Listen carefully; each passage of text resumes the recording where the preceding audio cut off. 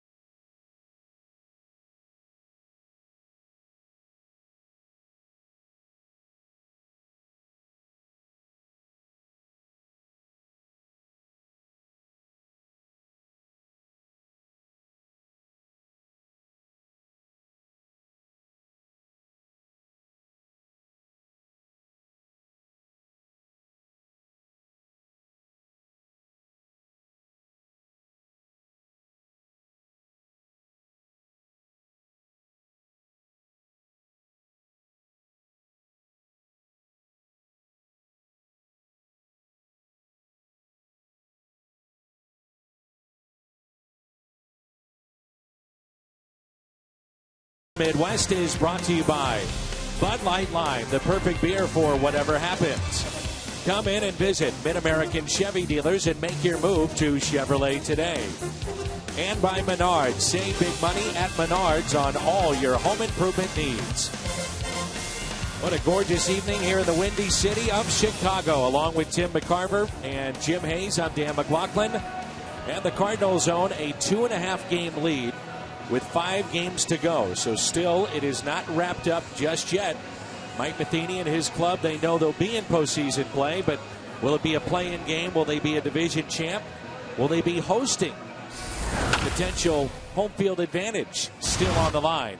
Matt Carpenter, John Jay, and Matt Holliday here in the first, followed by Adams, Peralta, and Molina.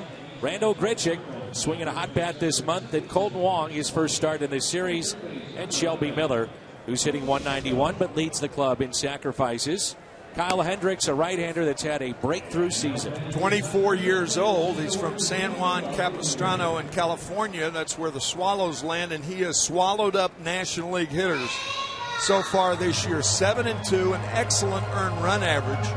Through his first 12 games, the best earned run average for a Cubs starter in 100 years. That's hard to imagine. It is. Best since 1914. That is hard to imagine. First year of Wrigley Field. Wow. That's how good he's been this year. Matt Carpenter will lead it off for St. Louis. And the first pitch is a strike. You'll notice he's not a power pitcher, doesn't throw overly hard, but rarely over 93. Can really spot the ball and moves it.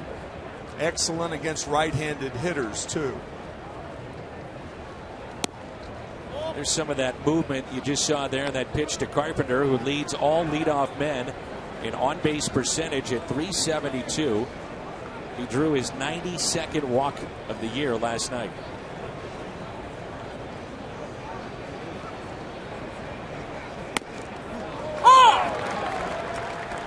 Jim DeShays is the analyst on the Cubs broadcast, and thinking about, he went to Harvard, not Jim DeShays, I beg your pardon, went to Dartmouth in Hanover, New Hampshire.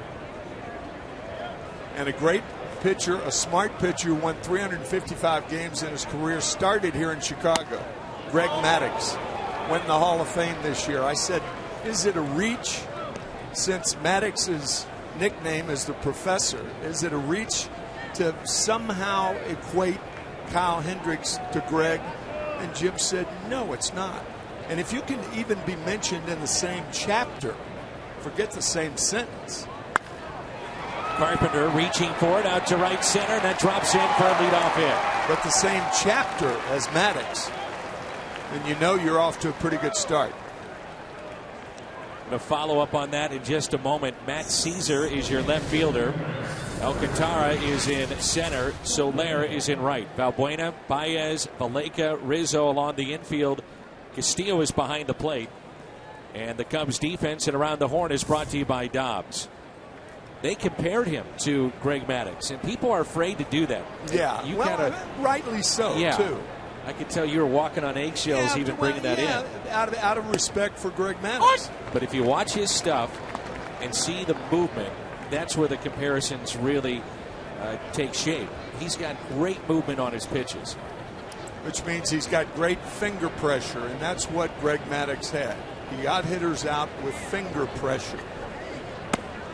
A pitch inside to John Jay, who was hit for the 20th time this year over the weekend.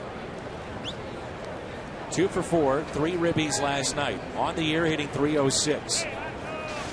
Tremendous season for John.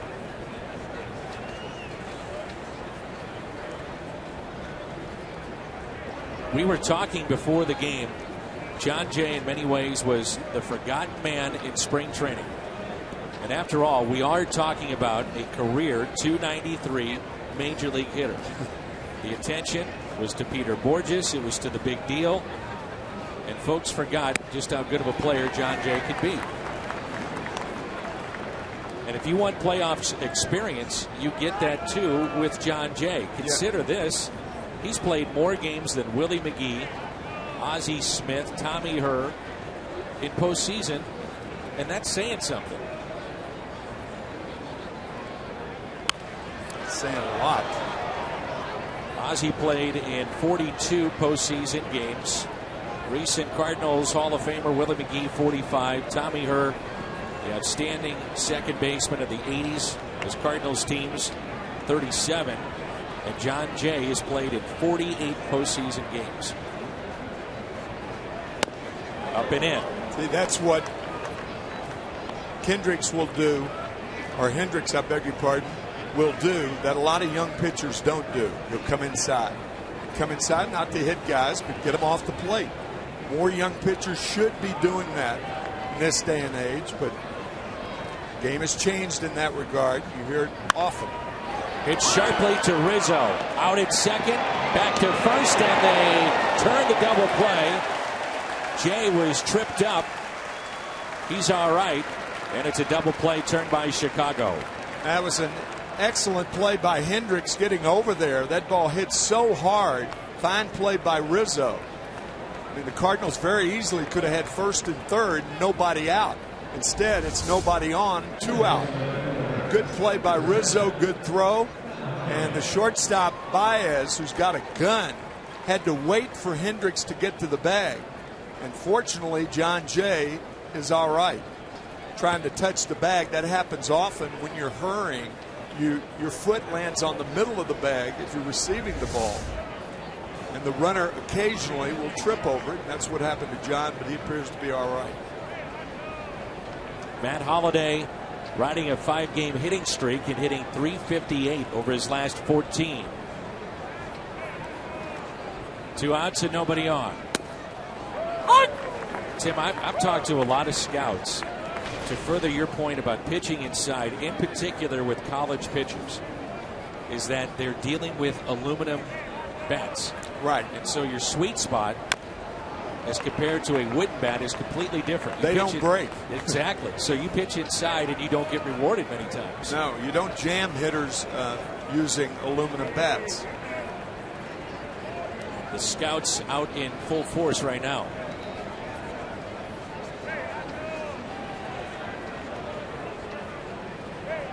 Oh, 0-2 the count on Holliday.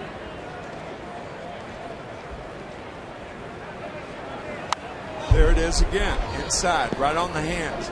You'll see that if he lasts 6 or 7 innings, and no reason that he shouldn't, because he has in most of his starts, he will come inside to right-handed batters and to left-handed. Intrepid style. With a breaking ball, and he did not go. And a count of 1 ball and 2 strikes. Bachelor's degree in economics from Dartmouth. And surprisingly, there's about 20 players. It's amazing that have gone to Dartmouth and played Major League Baseball. Ed Lucas, Miami, one of the current players, along with this pitcher here for Chicago. The strikeout of Holliday. First of the night for Kyle Hendricks. Instead of first and third and nobody out, it turns into a double play started by Anthony Rizzo. Jay tripped up at first. He says he's all right. Hendricks as well. No score.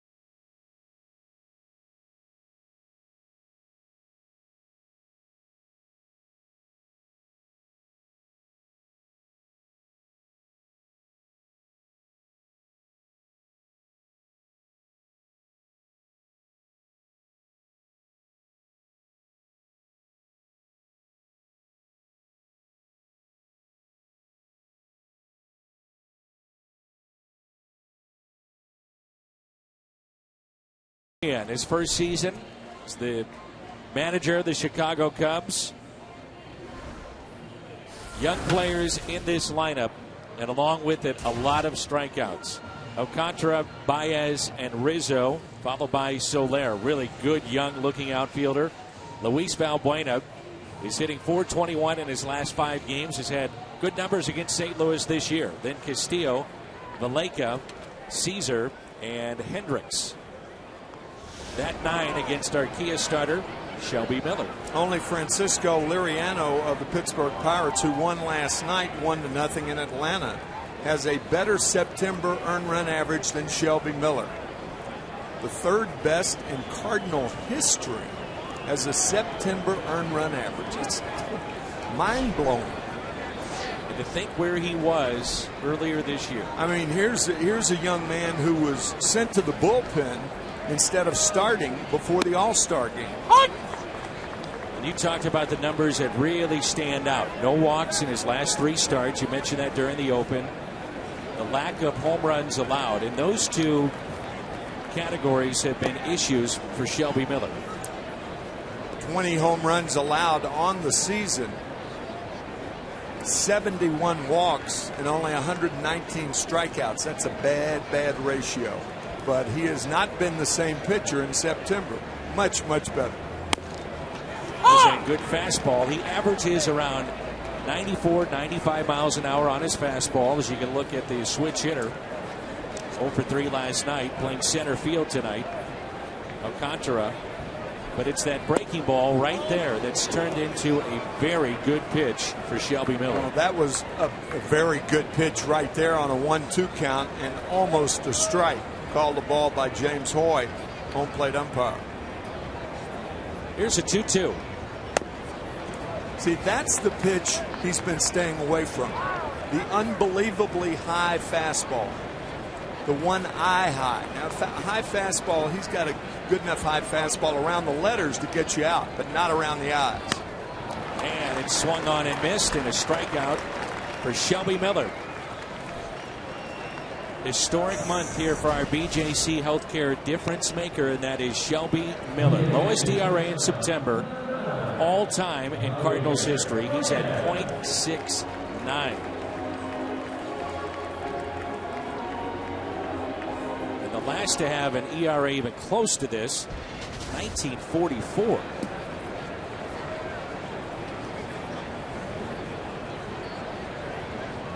You would have said at the beginning of the season someone is going to have these types of numbers, you would say Wainwright, Waka, Lynn, maybe, but not Miller. To his credit, but those two, that tight fastball right there, the 2 riding fastballs, he stayed away from that, and that's why he's had it. That's one of the reasons he's had as good a September as he's had. Here's a 2-0 pitch to Baez. Correcting right there. Alarming numbers when you think about Javier Baez in his first stint in the big leagues. 85 strikeouts in 191 at-bats. This is a team that struck out 8 times against Adam Wainwright last night. You look back at the percentage of baseballs thrown in the strike zone, only 42% by Wainwright last night. It was a good fastball, so it gives you an idea. This is a free-swinging Chicago Cubs team. Yeah, well, Adam Wainwright can just carve up young hitters and play on their anxiety of trying to swing at that curveball in the dirt. Fastballs on the corner. 3-2 pitch, and he got him. Back-to-back strikeouts, and Miller comes back to get Javier Baez. Bob Gibson used to call pitches like that, "Get out of my face fastball." Get out of my face. I can hear him saying it now. A little extra oomph on it. Yeah, watching our game in Omaha tonight, as he usually does, and then retiring in the 3rd inning. I thought it was the 2nd.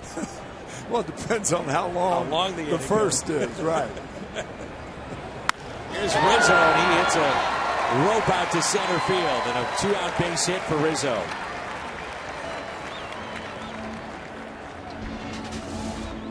Cardinals defense, let's go around the horn. Brought to you by Dobbs. Holiday, Jane, Grichuk in the outfield. Carpenter and Peralta at 3rd and short. Wong is at 2nd. Cosma will sit tonight, come off the bench. Adams is at first base. Yadier Molina is behind the plate.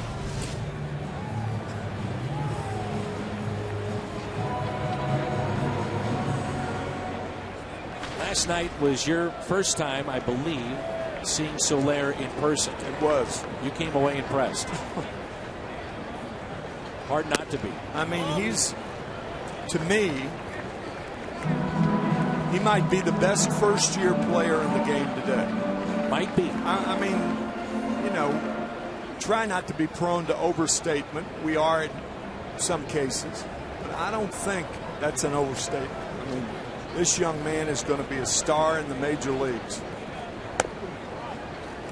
And you make that statement not just looking at numbers, but you saw his arm, you've seen him run, you watch him how he takes a pitch. Charged the ball in right field, even though, as Jose Oquendo said when the bus arrived today, plays too deep, and I'm going to take advantage of that. I said that last night. You did? may remember. Yeah. Base hit that allowed the Cardinals to score 2. On! 2-1 the count. Soler from Cuba, Cuban defector, and we're seeing more and more the impact of the Cuban players in Major League Baseball. Red Sox signed the most recent and brought him up within the last week. Yasiel Puig, fun player to watch with the Dodgers.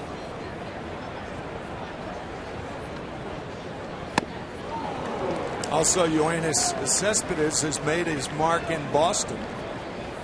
We were so impressed those 3 games the Boston Red Sox played in St. Louis with how good an all-around player Cespedes is. The A's pick up John Lester, obviously great pitcher, and he's been good for them, but they miss Cespedes and what he brought offensively to that club. They do. 2-2 the count with 2 outs and a runner at first, and the next by Miller to Soler. And he strikes out the side here in the first. Get out of my face. Gibson just jumped off the couch.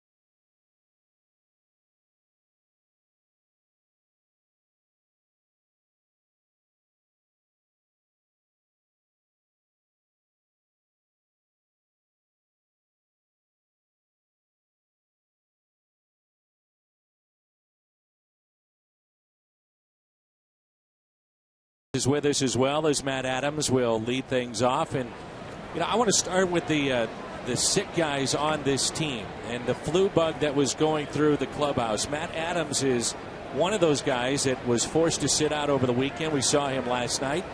Where is the team right now in terms of sick players and even coaches, Jim? Slowly getting better. Marco Gonzalez was left back in St. Louis. He flew to Chicago this morning after what he described as a rough couple of days.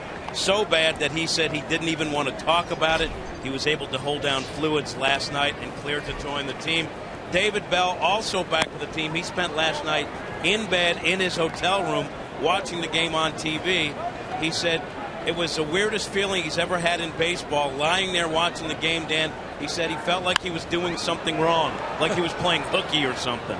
And good that David Bell, by the way, will be managing this offseason, and the Dominican will be managing in winter ball. One of the guys that we need to talk about, historic outing last night for Adam Wainwright. The 1-2 pitch here to Adams misses up. He is now the third active pitcher with 2 or more 20-win campaigns. Clayton Kershaw has done it twice. Bartolo Colon has done it twice, and now Wainwright 2010 and 2014. And Jim, he was your guest on the pregame show. Yeah, just the impact that Wainwright has on the entire team. Lance Lynn told me he gives Wainwright a hard time about absolutely everything off the field because he knows there's no way you can compete with what Wainwright does on the mound. Lance says any success that other starters have, it's at least in part because they're chasing Wainwright. And Mike Matheny said last night was a celebration not only for winning a big game, but for Adam getting his 20th. Matheny says for the entire team to be so invested in Waino getting 20 says a lot about Adam's leadership, but also about him as a person. For his part, Waino told me getting that milestone means that he's got a great team behind him. And Dan, it's a team that he says is more like a family to him. Speaking of giving a guy a hard time, Dan was talking last night about how he misses the arguments in baseball, and we had to appease him, right, Jim? We take him back to the hotel. He puts his umpire's uniform on. Oh, yeah. And I played Mike Matheny. You played Chris Maloney, and we had an argument in the lobby for 15 minutes. Yeah, and I was upset because Dan kicked me out of the hotel, and all I did was mouth one or the other, and I was gone. I got to tell you guys, it felt good. It really did. And I thank you, Tim, for making sure that took place. You're welcome. Man, did that feel good. So happy. That's tapped foul, 0-2. How about Adam Wainwright looking at his teammate, Shelby Miller? And we should point out, Adam is really good at picking up, sometimes the good and the bad with his teammates in terms of the technical process of a pitcher and deliveries and those types of things. What has he seen from that man there, Shelby Miller, Jim? Well, he said, Shelby's embracing of the curveball and getting more comfortable with it is a big part. But he says the key to him is that Shelby's two-seamer is better and he's more comfortable with that pitch. He says even if he throws it 15 times a game, keeps guys honest on his fastball. Jim, you're out of here. Again. You're gone. Tim, you better stay. I need you. 20-something. The last 5 20-game winners for the Cardinals. Wainwright. Carpenter did it in 2005. That year he was the Cy Young Award winner. Matt Morris was so good early on in his career. 22-8 2001, which was a season the Cardinals advanced to postseason, as well as 2000 with the late Darryl Kyle. And now Adam Wainwright does it again. He's 20-9. Here's Molina at a high fly ball near the line and right. Soler is over and a foul ball. It's tough to hit a foul ball down either line in this ballpark. Not a lot of foul territory, maybe a couple of inches. Maybe. Once it reaches that cutout in right field. Check this out. Barely. Yeah. It's also tough to catch a touchdown pass in the corner of the north end zone here at Wrigley Field. You got to tell that story. That's great. In the back right corner of the north end zone, which is down the left field line, you have a total of 18 inches. 18 inches. So you better be running and not catching a touchdown pass and getting in the back of the end zone, because that brick wall is going to win that confrontation. Ouch. Of course, you're talking about when the Bears used to play here, and you looked it up last night. I didn't realize they played here till 71. 71, they moved into Soldier Field. So early 70s, they still were playing football here at Wrigley. That's hard to believe. Into third, Balbuena retires Yadier Molina. A strikeout in the inning, pair of groundouts, no score midway through 2.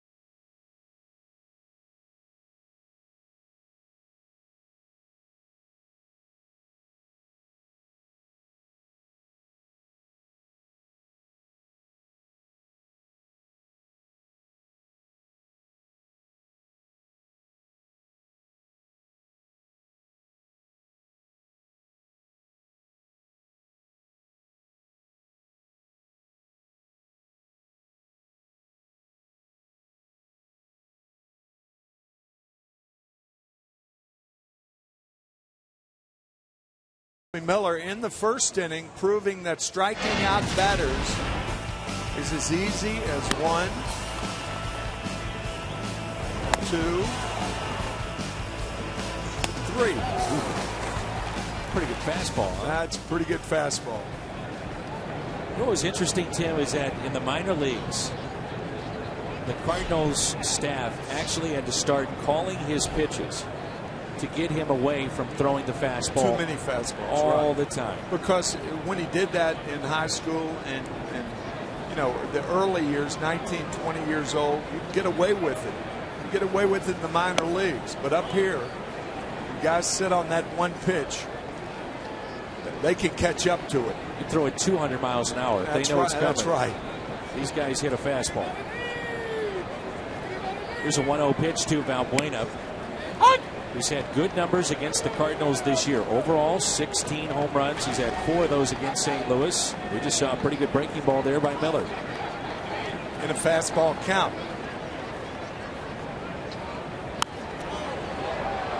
That's a real good point. I mean, he's not nearly as predictable as he was even, let's say, 7-8 weeks ago. Remember Rick Wise, who was traded for Steve Carlton, of course. Pitched a no-hitter in 1971. Refused to throw a breaking ball behind in the count.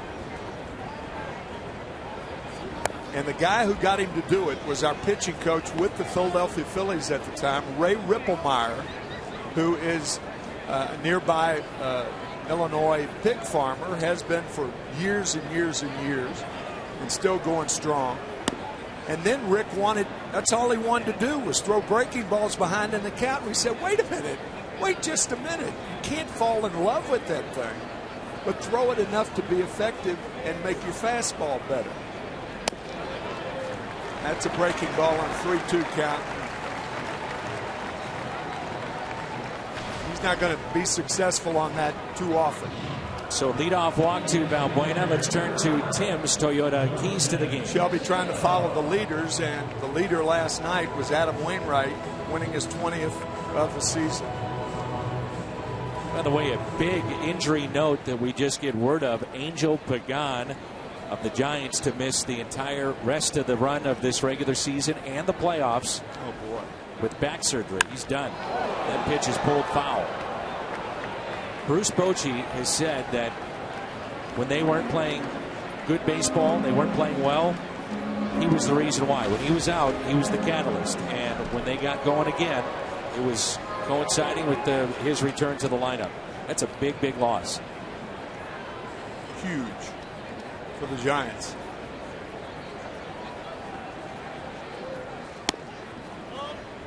Another off-speed pitch. 1 ball and 1 strike.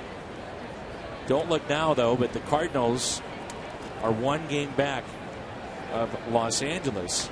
And if it started right now, started today in the playoffs, the Cardinals would be playing the Dodgers in that 5-game series. How big would that be to have that at home? 3 of the 5. So the Cardinals 1 back of the Dodgers. They are 4 back of Washington with 5 to go. So the Cardinals are playing for 2 things. To win the division, number 1, and then to have a better record than the Dodgers, number 2, so they can open at home and have a home field advantage. It's huge. It is. Wellington Castillo at the plate. Runner at first is Valbuena. Cardinals 51-30 at home. However, the Dodgers, on the other hand, have the best road record in baseball. The Cardinals are 2 below 500 on the road this year. Some believe, and you talk to those around the Cardinals in uniform, they're not sure they would have won against Los Angeles last year without home field advantage. Hammered out to deep left, and it's 2-0 Chicago. Castillo with a long home run, number 13.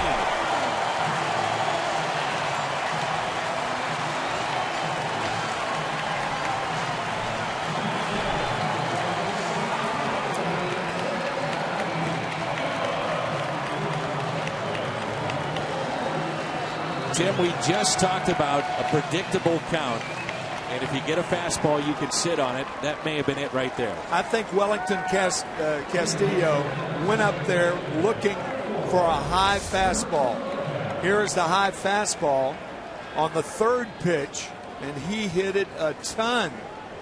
That was after fouling off the first pitch, a high fastball down the third baseline. Hit a ton. Here's Valleca, who has 3 home runs. He homered against St. Louis back at Busch Stadium last time these two teams met.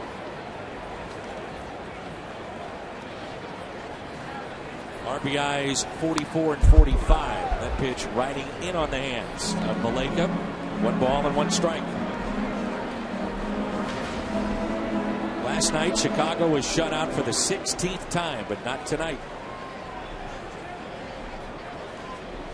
That was the Cardinals' 22nd shutout that they put together this year.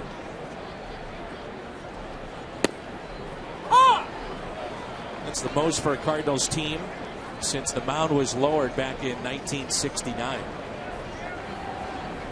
The franchise has seen that before with 20 or more shutouts in a season. All those teams went on to win the pennant. Said in our opening that Shelby Miller had not walked a guy in 3 starts and no home runs in 4. This inning, he walked a guy and a home run hit by Castillo.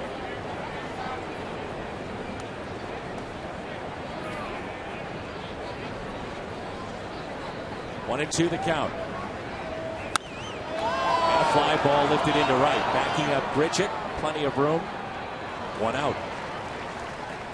Here's what we were talking about with Wellington Castillo coming up. First pitch fastball hammered down the left field line, foul.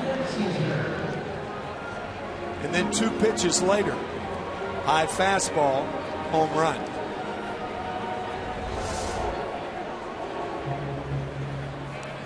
Wind is blowing out slightly to left, but that didn't matter on that swing. No. Matt Caesar. S-Z-C-Z-U-R. Pronounced Caesar.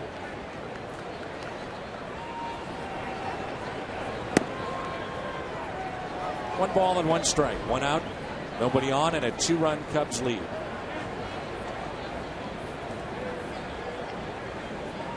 Last 6 starts, the Cardinals have won 5 of them with Shelby Miller on the mound.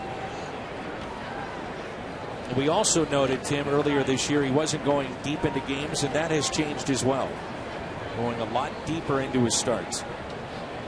His last 6 starts, 4 games of 7 innings, 2 games of 6 innings.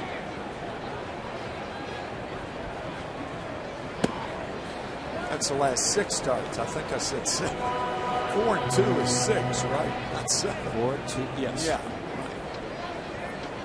Advanced math here. This time last year, the Cardinals were getting set to face Pittsburgh in the postseason. There's a strikeout.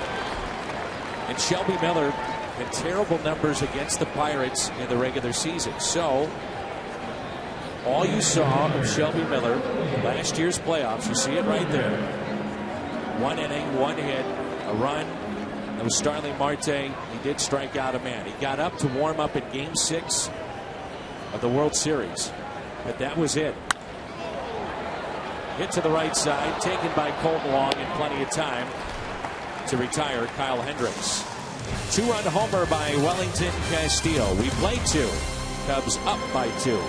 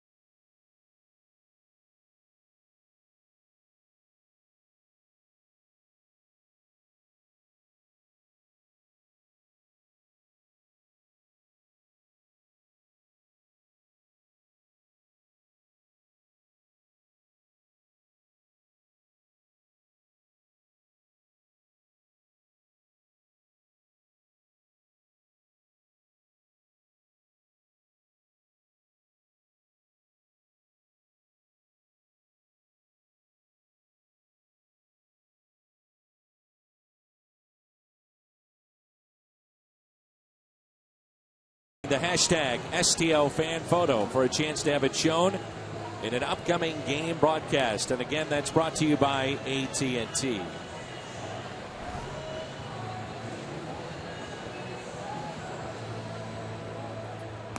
Randal Grichuk leads it off 7, 8, and 9 for St. Louis. You know, last night was only the 14th win for the Cardinals under the lights here at Wrigley Field. The Cardinals are 14-31 in night games. The Cubs added lights in August of 1988. And maybe it wasn't meant to be, because Rick Sutcliffe made the first start and it got rained out after 4 innings. Under the lights. It's rare when you have these two teams face each other and having 3 night games. More times than not, Major League Baseball sets it up for a weekend series.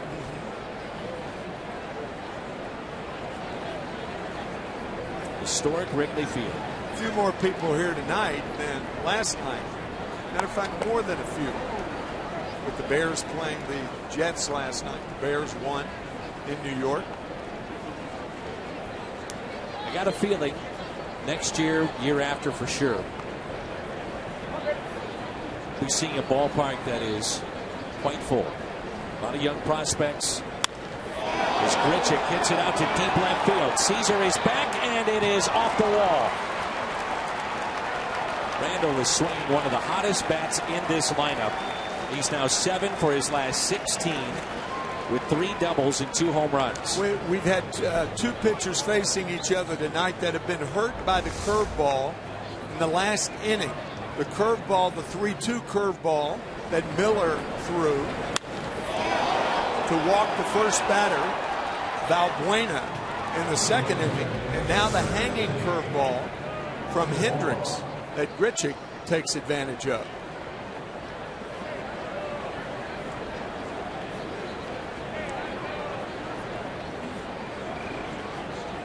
Here's Cole Wong.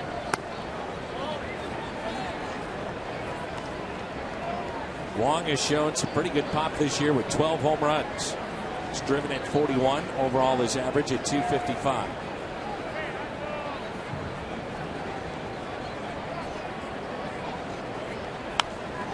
He has been one of the better rookies in the National League this season. Kyle Hendricks, if he would have started the year with the big league club, who knows? Maybe he's your rookie of the year in the National League. Yeah. Made his major league debut back on July 10th. Since that time, 12 starts, 7-2.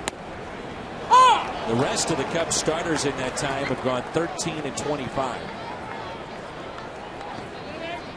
We hear about all the young prospects and players they've gone out, either drafted or signed, like a Soler. Kyle Hendricks came over in exchange for Ryan Dempster, one of the top moves that the Cubs have made.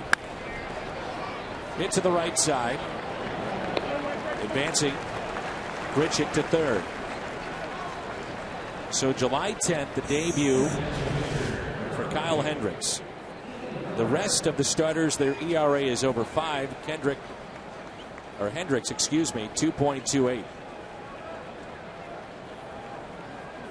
Ryan Dempster went for the stretch run for Texas a couple of years ago. Rangers did not re-sign him. He played for 1 year with Boston, over $13 million, and then retired. Here's Shelby Miller. What a woeful year the Texas Rangers have had this year. My gosh. I didn't see that coming. I didn't either. I mean, after all, 3 years ago, they lose the World Series to the St. Louis Cardinals. We talked about it last night.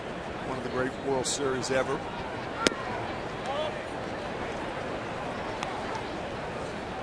Ron Washington has left their club. Really in a state of flux right now in terms of what they do with their managerial position. 1-1 pitch. Now 1-2. Entering tonight's play, Texas had the second worst record in baseball, 63-93, a half game worse than the Arizona Diamondbacks.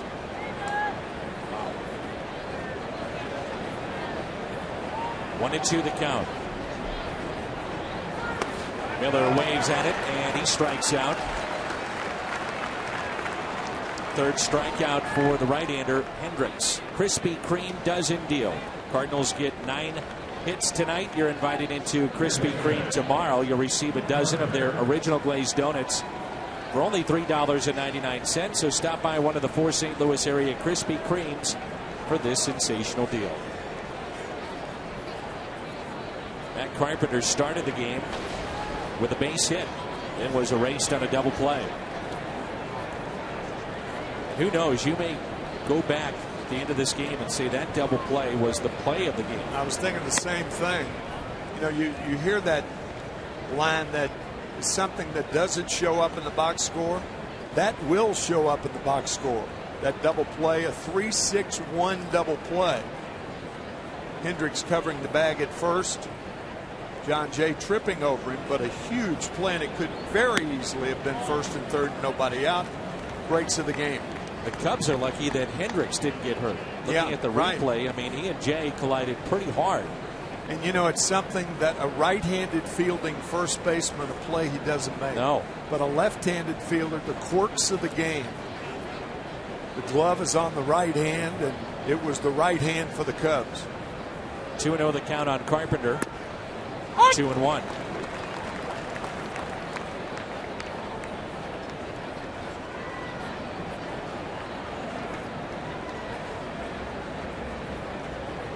Grichuk started the inning with a double off the left field wall.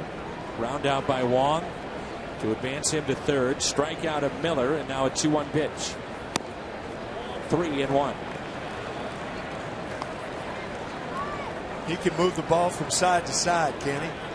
It's pretty early to see how Hendricks is an east-west pitcher. One corner, other corner. It doesn't bother with keeping the ball down and things like that. And I think that's the right way for a young pitcher to start his career, is to be conscious of that. And a walk. And one of the guys, a young pitcher for the Chicago Cubs in 1966, that mastered the outside part of the plate against right-handed batters was Ferguson Jenkins. A 20-game winner 7 years in a row. 6 of those for the Chicago Cubs. And he was unbelievable with the fastball away to right-handed batters. He didn't make mistakes there. Ferguson Jenkins over 3,000 strikeouts. And you talk about control. He had fewer than 1,000 walks. It's Jenkins, Greg Maddux, Curt Schilling, and Pedro Martinez, the only 4 to do that. That's why I've heard people say, well, look at Pedro Martinez's numbers. Is he really a Hall of Famer? Well, look at some of the years he had. You better believe he is. He's eligible next year. I believe so. I think. Ferguson Jenkins won the Cy Young Award in 1971. And he was born and raised in Canada, one of the great Canadian-born major leaguers ever. Windsor, Canada, or right around there. Chatham, Ontario, Canada. Good going. Why I remember that, I don't know. Because you're a hockey announcer, that's why. Honestly, that is why. I know it is. When I would go up there, I'd look for guys that played baseball. Yeah. You were a scout. What's wrong with me? A lot. You're right about that. But we won't get into that now. Okay, have you been talking to my wife, or what's the deal? Get you two together.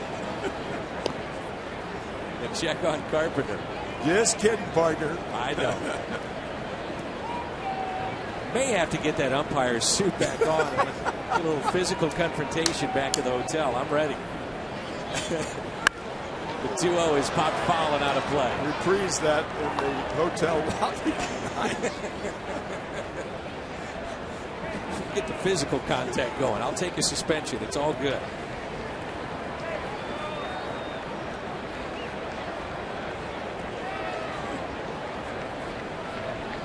Two balls and 1 strike on John Jay. Hits it to the right side, a race to the bag, but they'll just flip it to second. Rizzo hesitated just a little bit. But again, that lefty thrower coming into play. Yeah.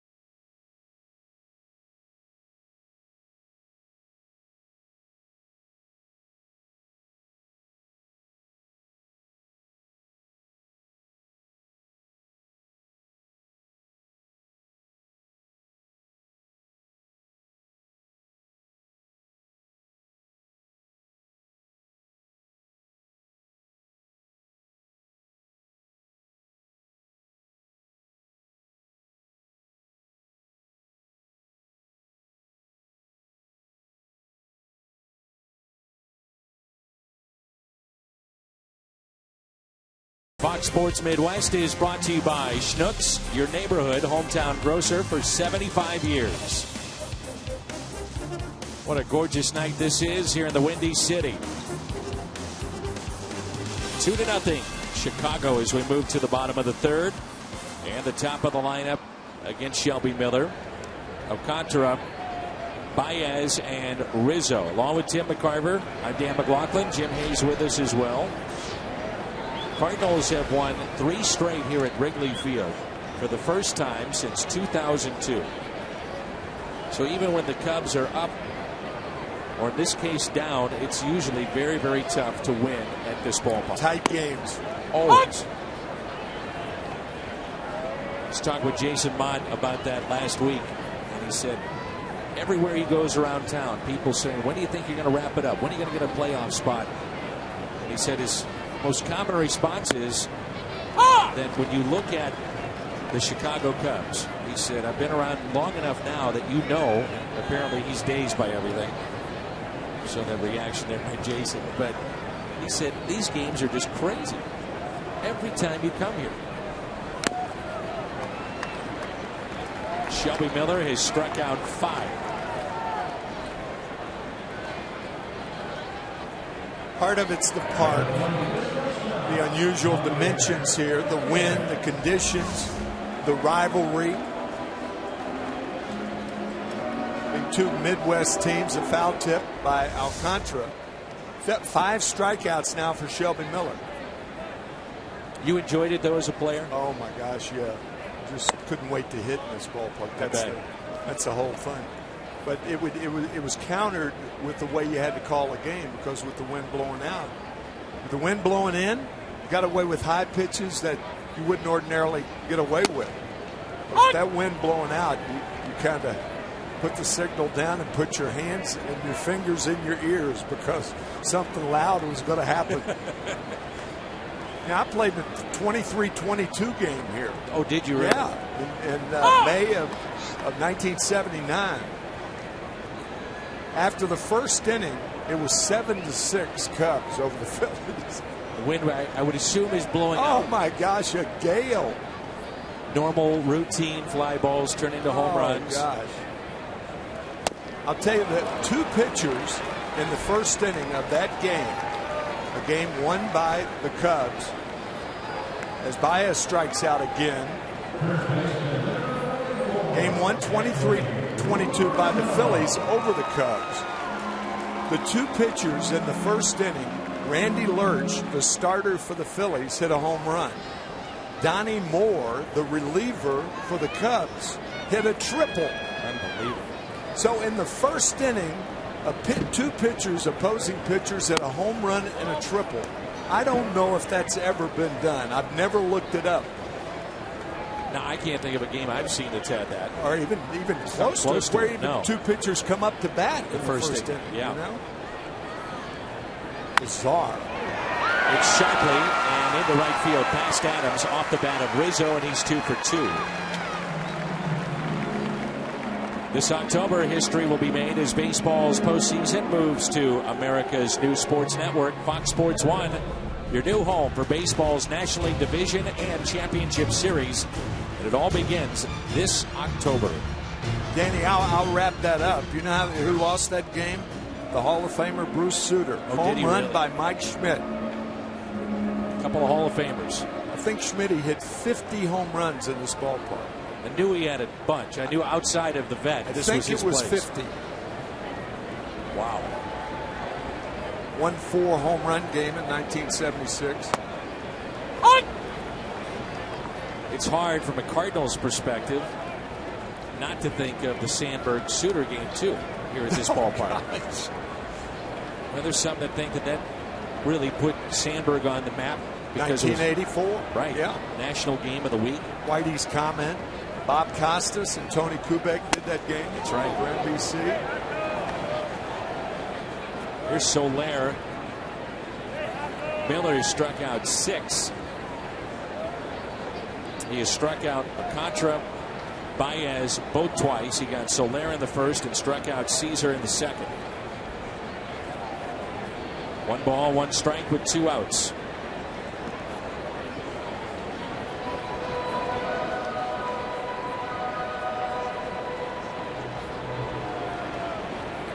A few years ago, it was either 2002 or 2003. We had a game that should have been called from the get-go. It should never have been played. And Eli Marrero was playing right field, broke his ankle, and I've never seen the wind blowing as hard that particular day. Out. And it was one of those crazy Wrigley games to the point that the flags on top of the roof here at the ballpark, some of them tore off. I've never seen it blowing that hard. Ever.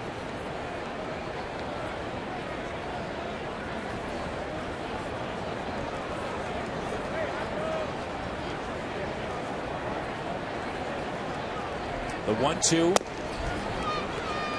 And that was a day that was shallow pop-ups in the outfield turned into balls over the outfielder's head. Some of them turned into home runs.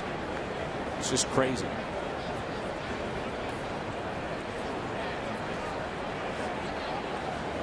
We're seeing some of these pitches up from Shelby Miller. More tonight than in his previous starts.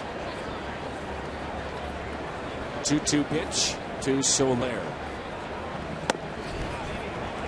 There's another one up. What happens when a pitcher does that? He gets under the fastball.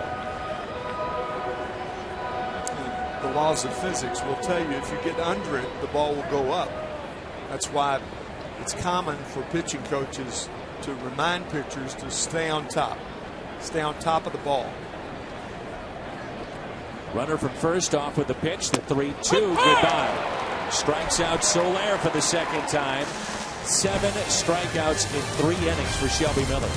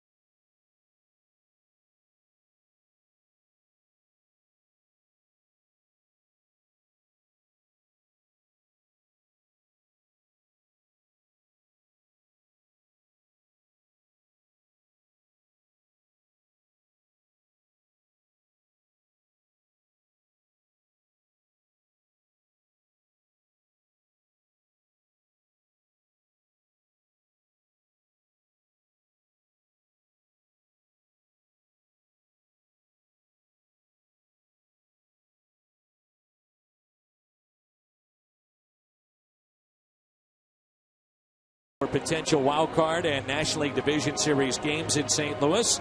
They are on sale now, so make sure you're there in the sea of red for all of the action. Tickets at cardinals.com/postseason. Just to follow up on the thought, what the Cardinals have done this year at home over the last 10 years, the Cardinals' winning percentage since the ballpark basically opened up in 2006. Cardinals have over a .600 winning percentage at home. I mean, that is a big difference maker. To simplify that, 6 out of every 10 games they win. Exactly. Average. Here's Holiday, who struck out his first time up. Holiday, Adams, and Peralta, 3, 4, and 5. Matt one home run shy of his 20th this year, which would make it 9 consecutive years of 20 or more home runs.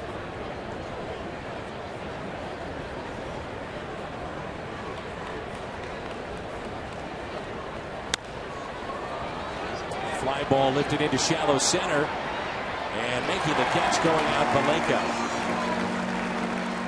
Tim, amazingly, and I think we all know for the most part the reason why the home runs are down, but you go back to 1999 in the National League alone, just the National League, there were 24 players that had hit 30 or more home runs. This year there's 2, Rizzo and Stanton, and that's it. Man, the game has changed. Adams on the outfield grass, Valenka, and a couple of hops. Has Pete Kozma done enough to earn a postseason roster spot? Well, Stan McNeil gives his take at FoxSportsMidwest.com. I mean, that's remarkable.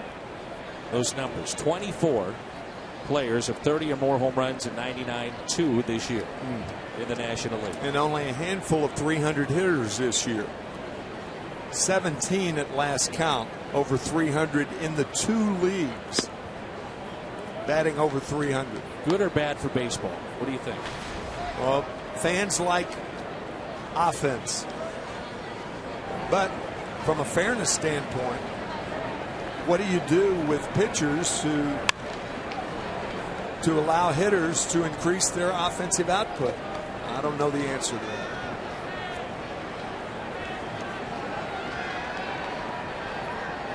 Pitching, I mean, the nature of the game, pitchers are going to dominate anyway, but it's the degree to which they dominate. Right. And right now, it is as bad, almost, as it was in 1968. Not quite. 1968 in the American League, Carl Yastrzemski, the only 300 hitter that year, 301 to lead the American League hitters, and it was not much better in the National League. The 2-2 up and into Peralta. Inside again. I was talking to Bob Gibson about his 68 season in our evening with Bob, and he said people conveniently forget I wasn't the only one that was dominating. He said it was across the board. Now, Juan Marichal won 26 games with 30 complete games that year. But Denny McLain. Denny McLain won 31. There's a strikeout of Peralta, who just tosses his bat. Think of the formula. Inside fastball, change up away. 4 strikeouts for Hendricks.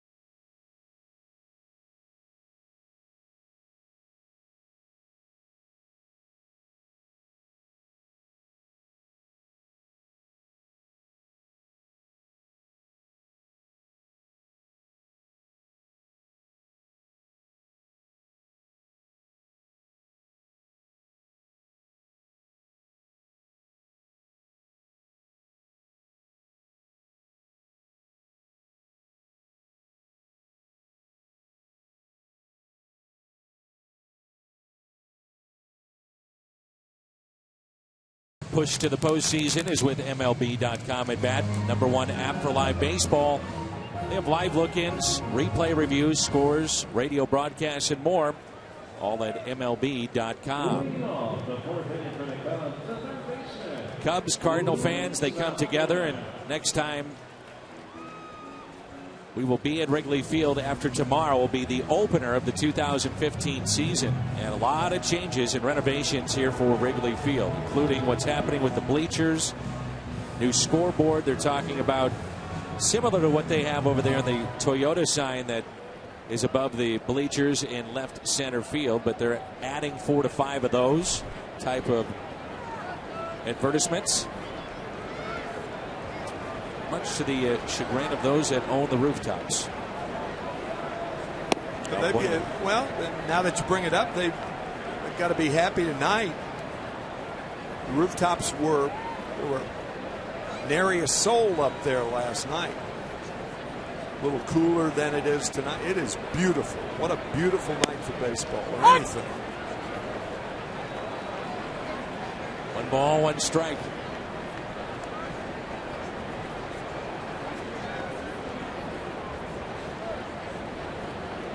I have no idea how many they seat in the rooftop. About 5,000 or 6,000 people. Roughly, yeah. It was 1937 when they had the first major renovation to the ballpark, and they added the brick wall, the bleachers, the manual scoreboard, which really was there for football, but now it's become a fixture here at Wrigley Field for baseball, obviously. The 1-2 pitch. Bill Veeck in 1937. I interviewed Bill Veeck in 1984 as an on the field. I was the Jim Hayes of ABC in 1984. I was. Oh goodness! And I interviewed Bill Veeck in the center field bleachers, and he bought 2 tickets for the game. He was no longer the owner of the Cubs. I think he was the owner of the White Sox at the time. That's right. And he bought 2 seats, one for himself in that area right in front of you, one for himself and one for a keg of beer. That's a true story. And Bill Veeck was the one that added the ivy in 1937. The reason why, there was a team in Indianapolis that had ivy on their walls in the minor leagues. And when he was with the White Sox, they used to train in Pasadena, and he said, let's try that. So they had that at their complex out in Pasadena. And then when he became affiliated with the Cubs, which was in the 1930s, in 37 he added the ivy, and that's what you see, the Boston ivy that grows on the walls here at Wrigley Field. The Los Angeles Angels, as a matter of fact, played 2 years, I believe, in Wrigley Field in Los Angeles. Wow. But he had that keg of beer, and he was serving beer to the fans around him. He's a popular guy, I bet. Oh, I'll tell you. He was a character. We were talking about Branch Rickey and Bill Veeck. I mean, think about their imprint on the game and how it's felt today in all walks of it. I mean, from the experience of the fan and ownership, Branch Rickey starting farm systems, obviously the most significant signing in the history of baseball, Jackie Robinson. Of course. Amazing. Wellington Castillo, a 2-run homer, first time up, takes a pitch in the dirt. Shelby Miller has struck out 7 here tonight. He's allowed 3 base hits, 2 singles, and a 2-run homer. 1 walk.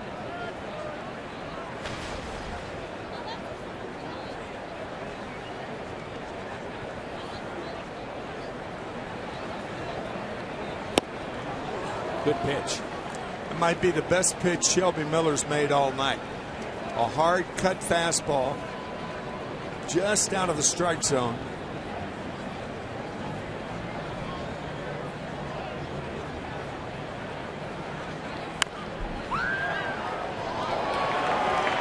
One and two.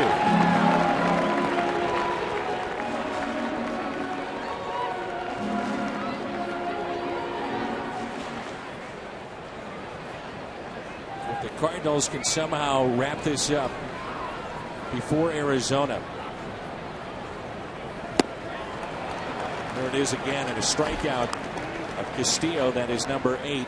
You wonder how Mike Matheny would play it with, let's say, an Adam Wainwright. Wainwright has already gotten to 20 wins. If you have the division wrapped up, does he make a start?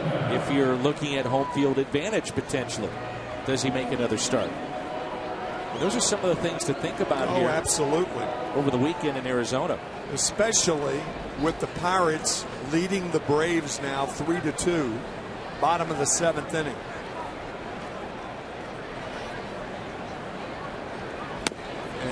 For those who say they don't watch the scoreboard, baloney. All of them watch it. They know exactly what the score is in Atlanta. Here's Valleca. 1-0 pitch. Adams, nice play to his left. A race to the bag, and he'll beat Valleca. Boy, that's a beauty. Nicely done by the big man, Matt Adams.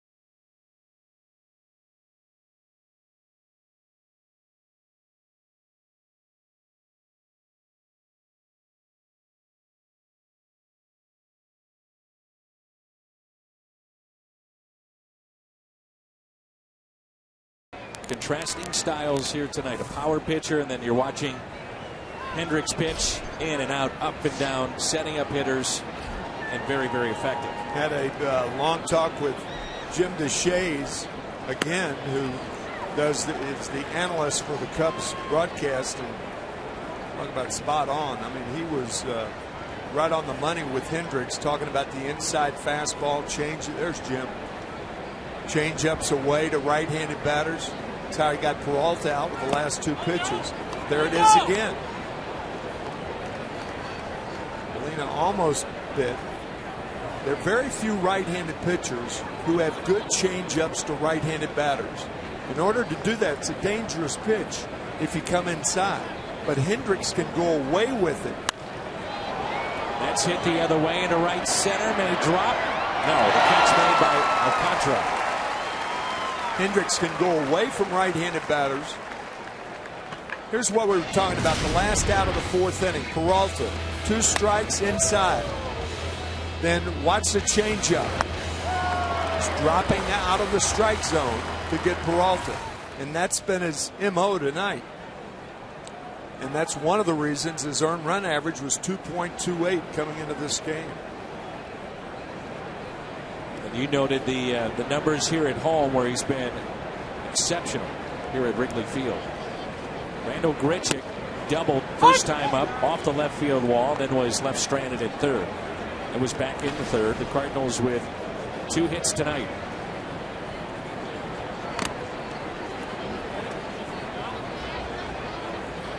Five in a row set down by the Cubs right-hander.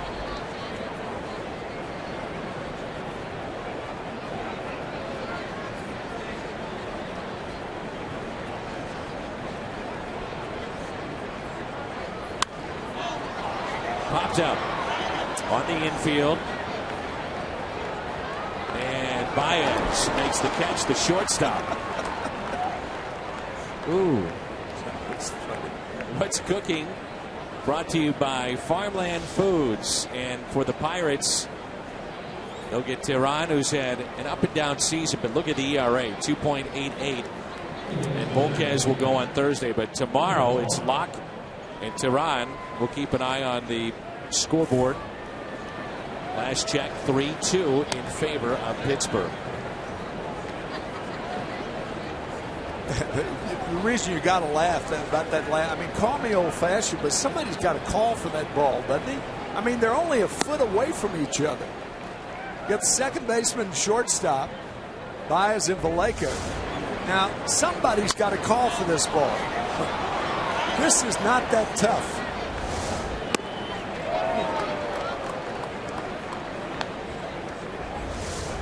It's not like they didn't have time either. No.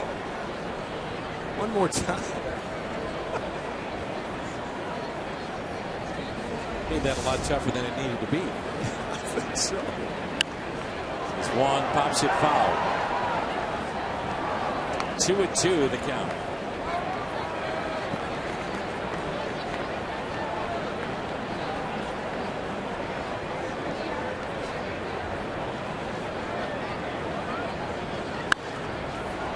And it's popped out. Shallow left coming on Caesar. Get out of the way. Baez gives way to his left fielder. 7 in a row by the right-hander.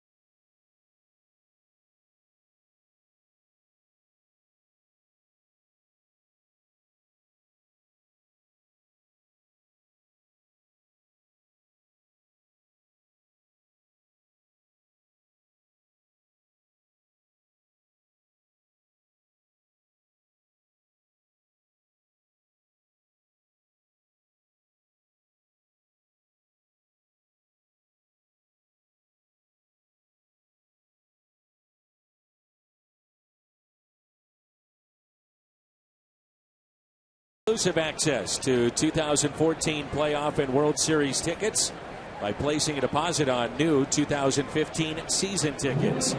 For details, visit cardinals.com/season. The Cubs can avoid a 90-loss campaign. Potentially they fall out of the bottom 10 teams, then lose what could be a protected pick for 2015. And a good fastball and a strike. Chicago right now it's 69 and 88. They've lost 2 in a row. They're 19 games out of first place. Matt Caesar at the plate. He drives it out to deep left field. Holiday looks up and it's gone. Second home run allowed by Miller tonight. Caesar, his second of the year, RBI number 5. And with that, 3-0 Chicago.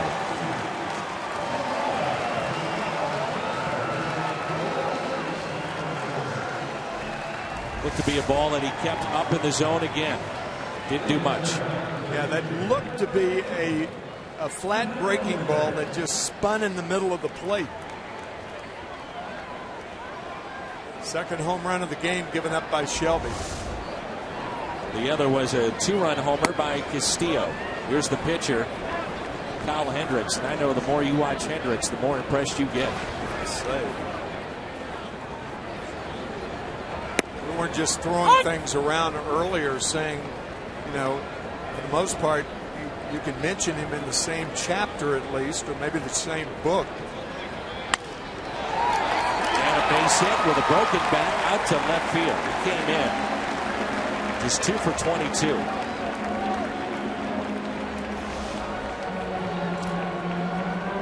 The difference in home runs hit by the Chicago Cubs in the season series. Cardinals will win the season series. However, they've been out-homered 26-9 in the head-to-head matchups.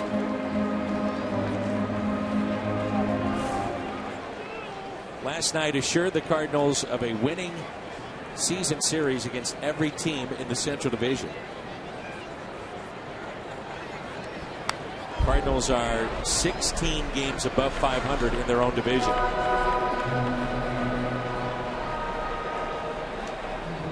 You think about the combination, and we talked about how well the Cardinals have played at home and the fact that they beat up on their own division. That's why they're in the position they're in. You got it. Alcantara struck out twice. 0 for 2. Miller struck out 8. And it's no balls and 2 strikes as Tyler Lyons, a left-hander, getting loose in the pen.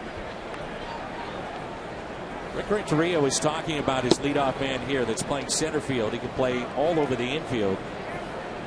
They would love for him to be a potential leadoff man. However, he said his approach from this side of the plate, in which he's hitting under 200, has to improve. He was called up July 4th of this year. What about the year he was having with Iowa? 11 triples, 10 home runs, 25 doubles in half a season. It was about 75 games, 21 stolen bases. Runner at first, a short lead. That's Hendricks, and an 0-2 pitch. Had him out in front. And a fly ball lifted to shallow left. Holiday, 1 out. I can't remember the AAA affiliate of the Cubs players having as good a season as some of these young players have had. Nope. And which warranted them, by the way, to be brought up.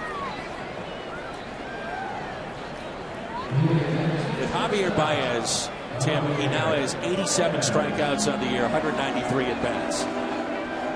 Are you overly concerned about that, even though it's his first call up? And, you know, there's a lot of time for growth. I mean, he's his young 20s. But do you get really concerned if you're the Chicago Cubs and you see that? Yeah. I mean, I can't really expand on that, but yeah, I mean, you do. That's a staggering number of strikeouts. It really is. Without, I mean, he could almost, just think about it, almost 90 strikeouts in less than 200 at bats.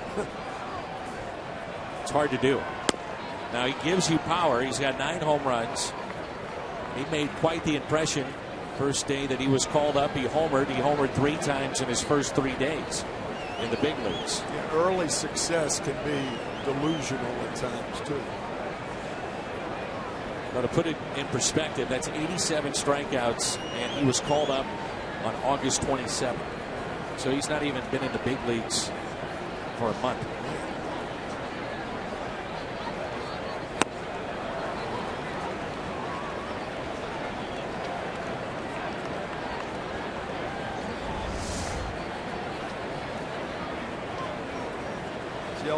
The line's been around as long as the game. When a guy tries to hit 5-run home runs.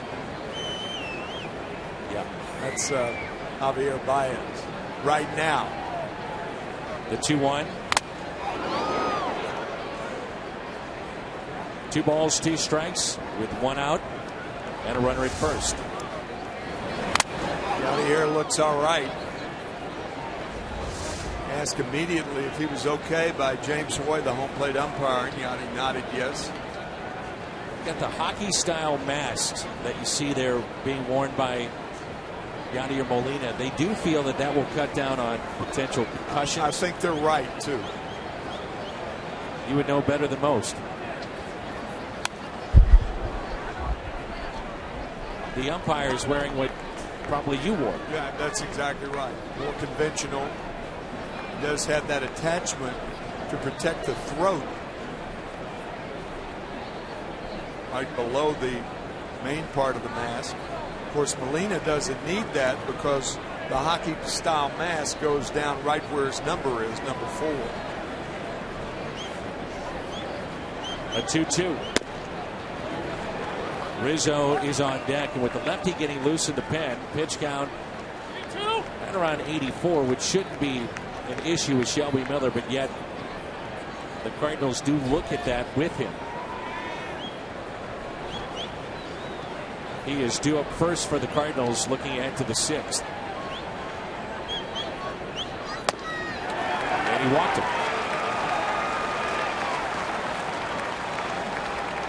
So will the Cardinals go with the lefty? Looks like that they will, and use a double switch right here.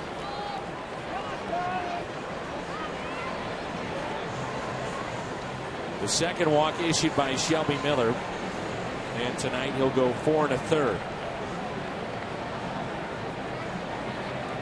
And the lefty Tyler Lyons coming into the game. Oscar Taveras will replace Randall Grichuk in right field, so that's your double switch. And that's it for Miller, trailing 3-0.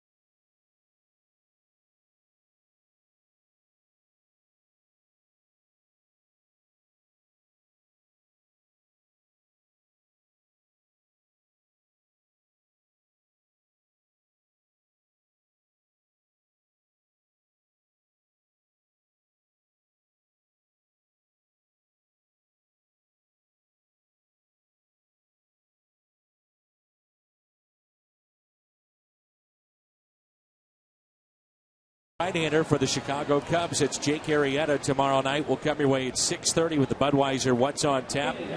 St. Louis will counter with John Lackey. Went 7 2/3 against Cincinnati in his last start. Arrieta this year has had 3 starts against the Cardinals. ERA is below 2. And last time out, he threw a 1-hitter. So here is Tyler Lyons. It's been well over a week since we last saw him on the mound. Our Chevy called to the pen. We'll see how sharp he is. He'll get Rizzo to start things off with runners at first and second. Dan, in fact, Tyler has not been on the mound in 13 days. Oscar Taveras will bat 9th. Tyler Lyons, the pitcher, of course, in the 7-hole. Grichuk out of the game. Last time he was out on the mound was at Cincinnati. Back on the 10th of this month. He went 2 1/3. His best outing this year was in relief against Chicago, which was a loss. He went 4 2/3 and struck out 8. That was the first game of the doubleheader on the 30th, right? Yes. And then the Cardinals came back. That was a key appearance for him because he ate up innings and saved the bullpen. Cardinals won the second game, then they won on that Sunday. And Mike Matheny thinks that that was pivotal, and they're being and playing well as they have played in September. Since that second game, the Cardinals are 17 6. Yeah. So 2 balls and 2 strikes on Rizzo, who is 2 for 2 tonight. Runners at first and second. Only 1 out. Got him. Strikeout of Rizzo, and a big one there for Lyons. You know, when you think about it, almost all swinging strikeouts are on balls out of the strike zone. 3/4, would you say? Just kind of a ballpark figure? Yeah. Because at this level, strikes. Yeah, you're trained to hit the ball in the strike zone. Exactly. These guys don't miss much. No. Now Soler, who has struck out twice tonight, and he hits it sharply to short and a forced play at second. Nice work by Tyler Lyons. Close the book on Miller, and Oscar Taveras leads it off when we come back.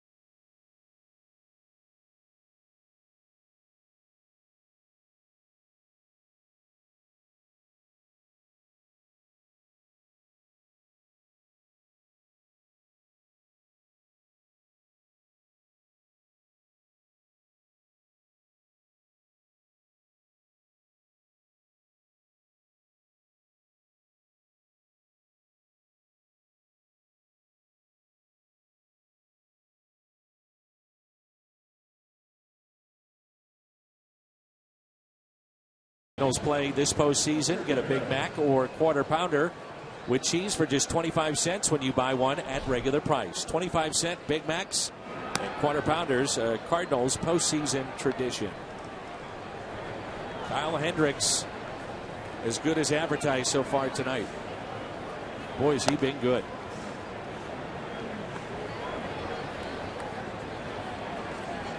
Greg Maddux, once again, his nickname was the Professor. And Jim Deshaies, again, to point to Jim, he was talking about how Kyle Hendricks is a bit professorial himself. Going to Dartmouth, getting an economics degree, goes over video, stuff that he didn't have in the minor leagues, saying that in one sense it's easier to pitch to major league hitters up here because of video, because of things like that, and he's not a nerd smart, you know. Right. I mean, he's a regular guy smart. You'd have to think that these two have seen each other in the minor leagues, Taveras and Hendricks. Both Memphis and Iowa in the Pacific Coast League, the AAA affiliates of both teams.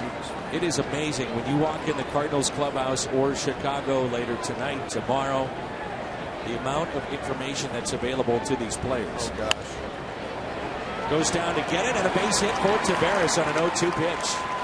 To a fault at times, too. You got to avoid the risk of depending on video and too much to take to the mound. Overthinking or the to game. the plate. Yeah, overthinking the game, absolutely. Try to keep it as simple as you can. And Oscar Taveras, his first at bat, breaking ball, left center field. With expanded rosters, loaded bullpen, Mike Matheny can afford to make this move, in which it was a double switch in the 5th inning and feel protected with it. Sure. Any other time prior to September, probably not the case. Yeah, in September, from the 1st to the 30th, you can prepare to play 30-inning games every day. You bet. It's like sometimes it's like watching a spring training game. It is. It is. You're thinking, who are these guys? Right. The Cubs have 10 right-handers in their pen, 3 lefties. Here's Carpenter, who has singled first time up and then walked back in the third.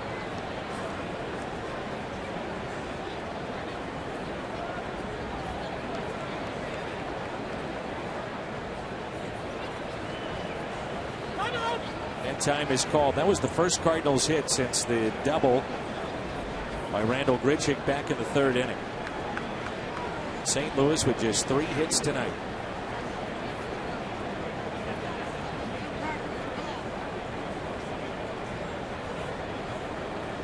They shade Carpenter a bit the other way. That was hittable.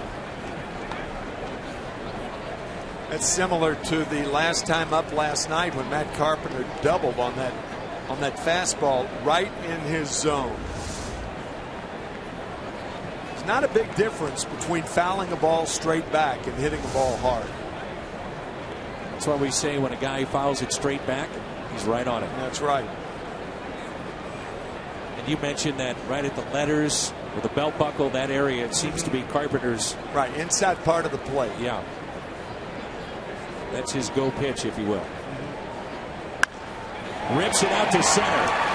So that's twice. An 0-2. But the Cardinals have singled against Hendricks and an error on Alcantara. His 6th, and that allows Taveras to head to third. Yeah, well, Taveras allowed Taveras to head to third then. You know, we've been critical of Taveras' base running, particularly that play in Miami. Yes. Down there. Base hit to right. I'll tell you, he deserves credit right here. Leaning toward third. You can't make the turn, but he didn't take it for granted.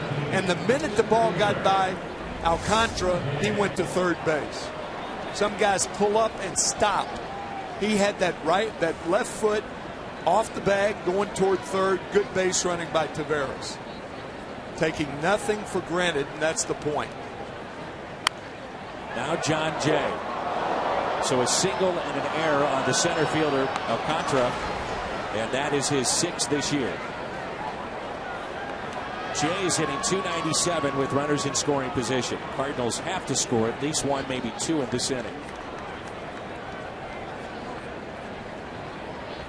Back-to-back hits on 0-2 pitches. Inside to Jay, and Holiday looms large on deck.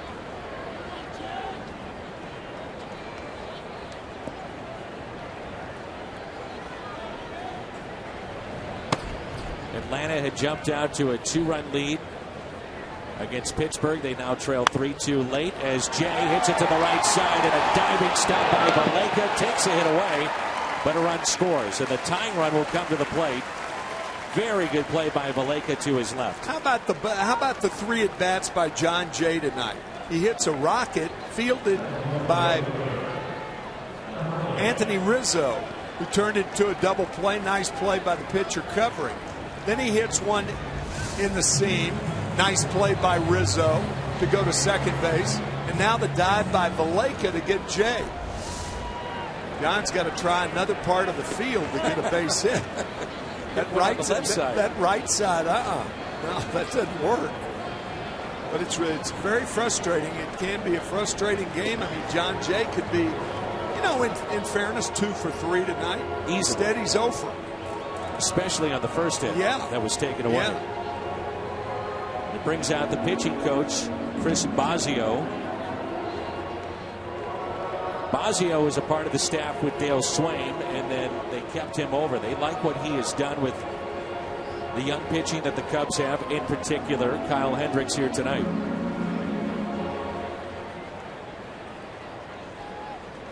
Frustrating night for John Jay, who has been solid all year with the bat, batting over 300 coming into the game, and 3 tough at bats tonight.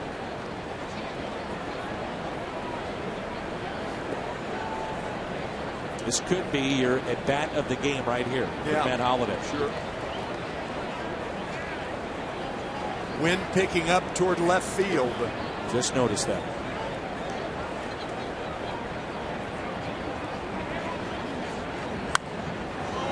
There's that pitch going in. Yeah, back on the right-handed hitter.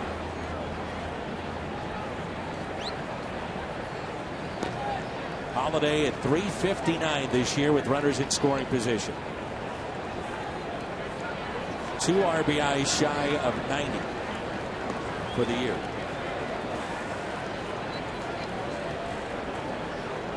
Oh, 1 pitch. Been in. Matt reacted late to that pitch. He did. It was almost like he was feeling his fat. That was a close pitch. I think that's a good point, Dan. He didn't see that ball all the way.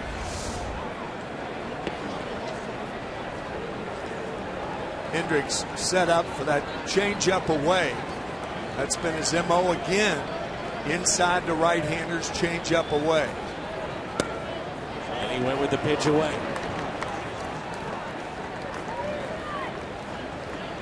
So now on 2-1, does he go back inside? Well, you don't know. But the fact that he's come inside, you could do either one.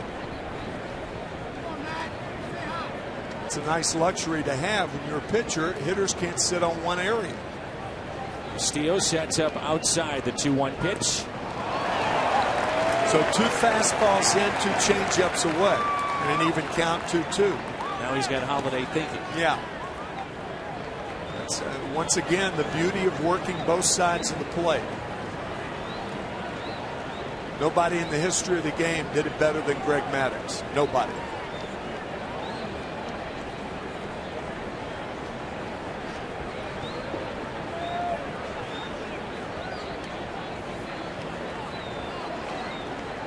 Holiday rips it out to left field, and this game is tied.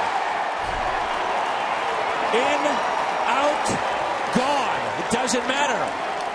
That's now 9 consecutive years of 20 or more home runs for Matt Holiday. 3-3 game. You talk about a tracer. I mean, that ball was... Matt Holiday can't hit the ball any harder than that. My goodness. Well, you saw the result. We're going to take you through it pitch by pitch, and here it is. Inside fastball fouled off. Inside fastball almost hit him. Changeup misses away. Changeup, Holiday bit. And did he ever bite? Fastball, middle of the plate. You could see the reaction by Kyle Hendricks. Boy, what a rocket that was. Oh, man. 3 hits in the inning, and he's out.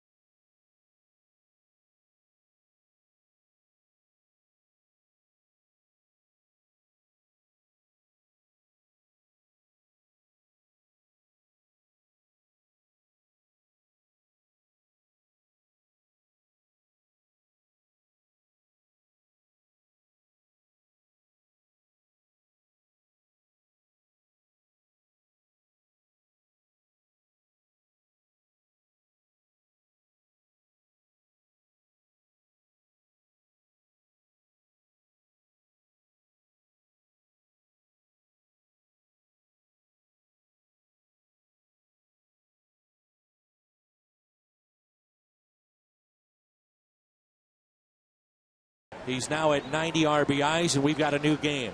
Hendricks is out. Justin Grimm is in. Non-stop action, heart-pounding excitement. Postseason begins September 30th. In this inning, Hendricks had 2 hitters at 0-2 and gave up base hits. And all 3 hitters that got hits with 2 strikes. You think about the things that happened in the first 4 hitters in the 6th inning after a listless first 5. Yes. And mix in there an Oscar Taveras base running play going from 2nd to 3rd. That was good. 3 out of, and John Jay smoked the ball. Then smoked out to right, and Soler gets lucky. So 5 in a row, Cardinals have hit the ball hard. Tim, this is my 17th year doing the Cardinals. Albert Pujols hits the balls hard. I've never seen a guy on a more consistent basis hit the ball any harder than Matt Holliday. I mean, I'm not sure there's a guy in the league that hits the ball as hard as he does when he gets his pitch. Yeah, all things considered comfortable for him. Well, that ball was right down the middle, but you still have to hit it. Man, oh man. I mean, he has had just some rockets that he has hit here in the second half of the season. Peralta is 0 for 2. He's grounded to short. He's also struck out.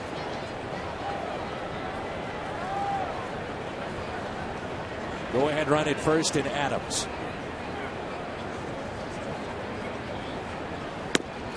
Love asking guys that have been around this game a long time, and you have, as a player, as a broadcaster. Think about it if you have to, but does Holliday remind you of anybody that comes to mind right off the bat? As big as he is, as hard as he hits the ball, the violent swing, right-handed hitter. No, not offhand.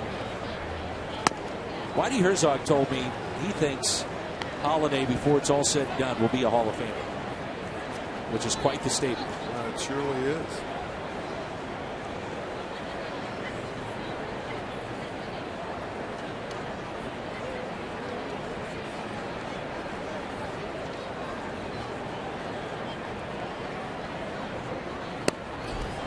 Pitch taken low by Peralta, and the count runs to 3-1.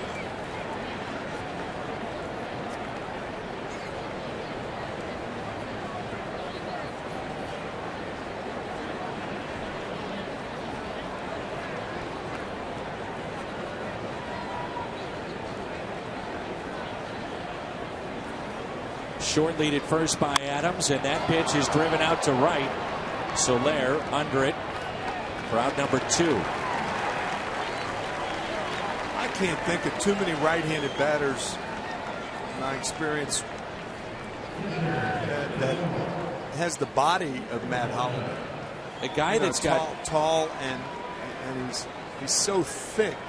You know, I just thought of, and I had thought of this before, and it's not the same type of stance or the way that he looks, but Gary Sheffield, sometimes the way the ball came off his bat, those line drives, he generated that kind of bat speed.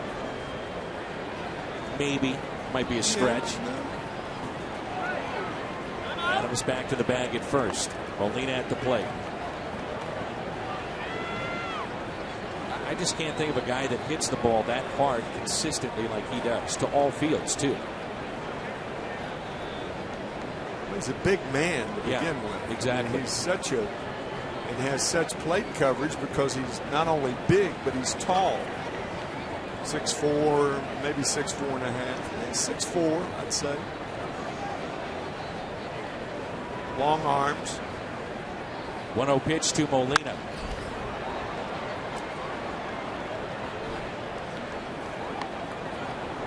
The way that Molina, even when he's not hurt or dealing with a sore hand, goes to right, I'm surprised the Cubs aren't shading it more to right field.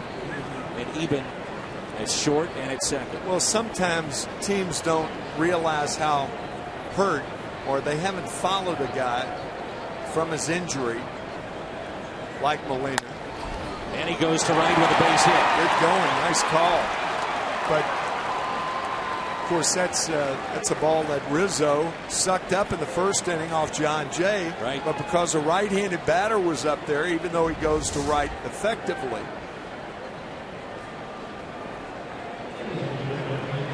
It's a ball that perhaps, I don't think he got a good jump on the ball, but he did with John Jay, perhaps anticipating Jay pulling a ball over there and not Molina.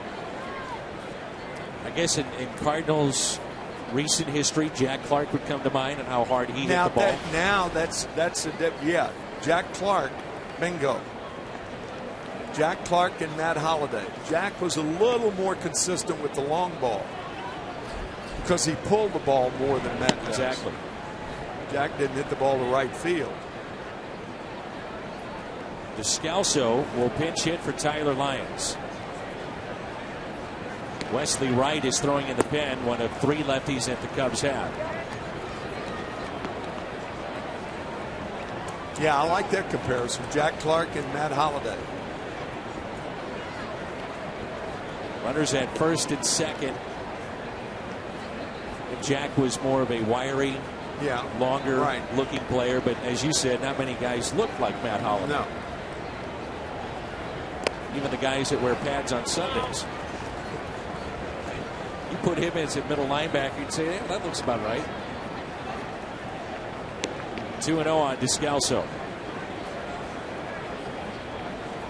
John Farrell last year during the World Series telling us that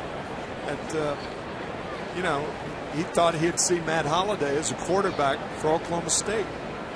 Those two had ties to that university. That's right. He was there when John Farrell was a pitching coach, 1997. When Matt went to school there. The 2-0. Matt's family had ties. I talked to Matt after you had mentioned that to me in Boston. I said, tell me about John Farrell. He said, just wonderful guy, even keel, perfect managerial type of guy that you like to play for. And he said he knows his stuff. And his dad coached at Oklahoma State. His brother has also been in the college ranks as well for a long time. They still keep in touch. The 2-1 pitch to Daniel. Now 2-2. The go-ahead run is at second. Runners at first and second with 2 outs here in the top of the 6th. What a player he is, Matt Holliday.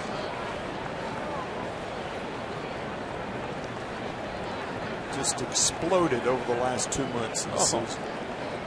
And he's been doing, this is his track record. He's finishing up years with a flourish. Descalso with a fly ball. Right center, Alcantara is there and makes the catch. An RBI by John Jay. Then a 2-run homer by Holliday. It's a new game midway through 6.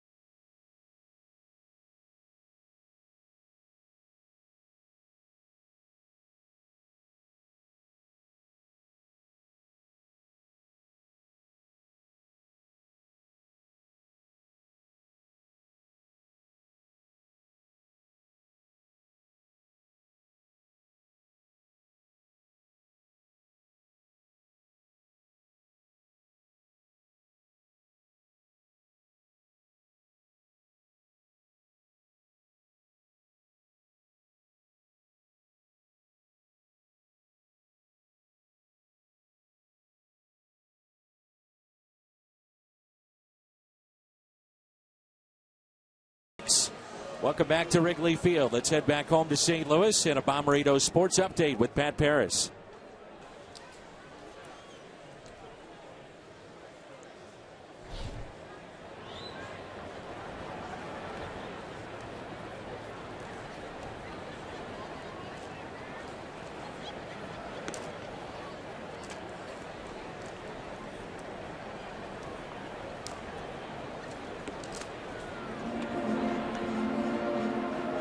Thank you, Pat. Hard to believe the dramatic fall off by Milwaukee to coincide with the great runs of St. Louis and Pittsburgh and the strong finish. Valbuena will lead it off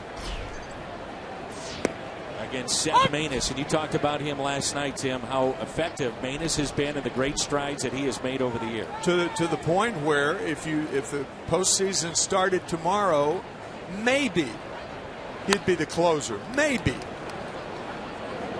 Maybe, yes. That's just an opinion. It has no base in fact.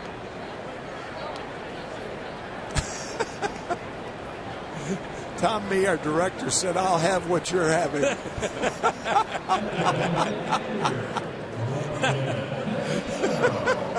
That's quite the statement. Well, I mean, well, okay. Well,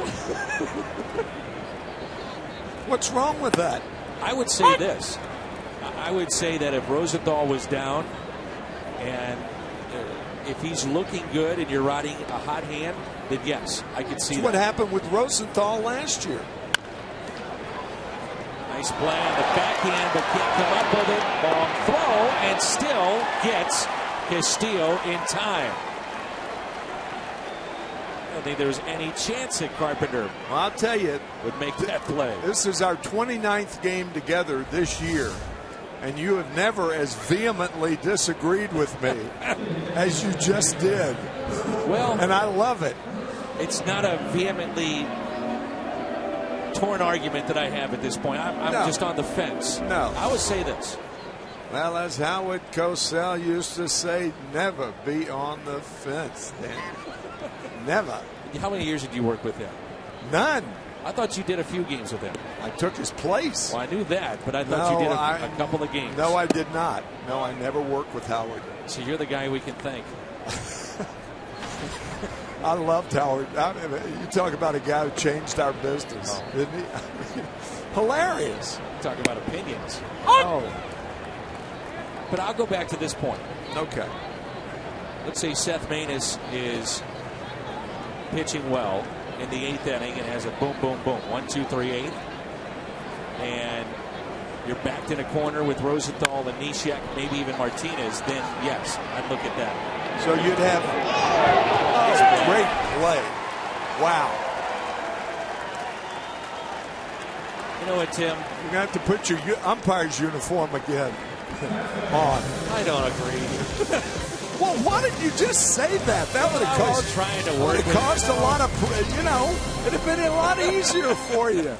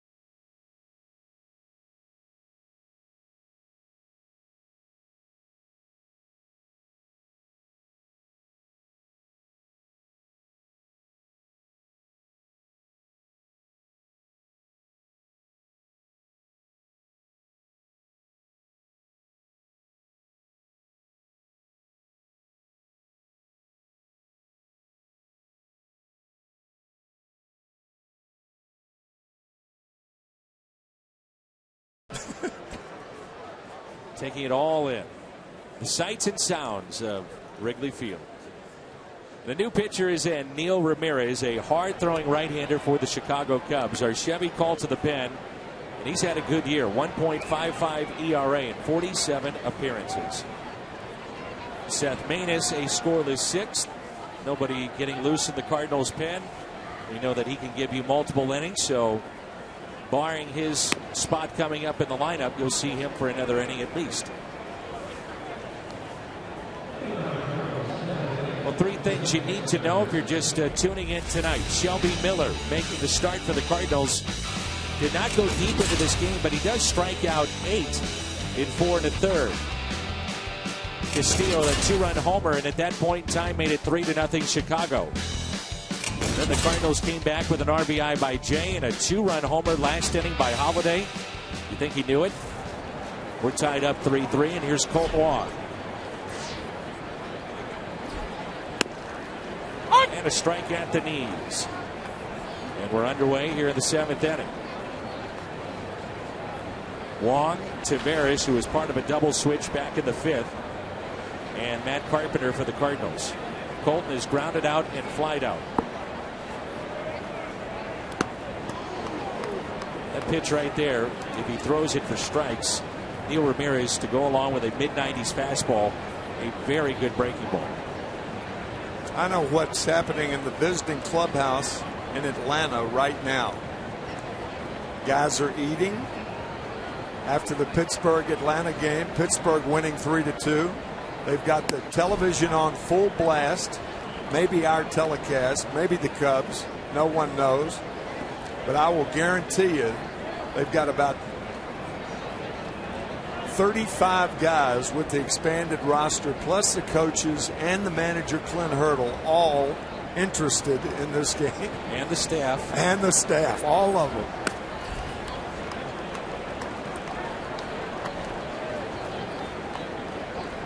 We understand, too, that they are celebrating tonight, knowing that they have made it into postseason play. Oh, is that right? Yeah. Wow. Well, they have certainly earned it the way that they have come on as strongly as they have since that sweep by the Cardinals in St. Louis. You wondered how they would respond after a devastating sweep by St. Louis. Wong with a fly ball into left center.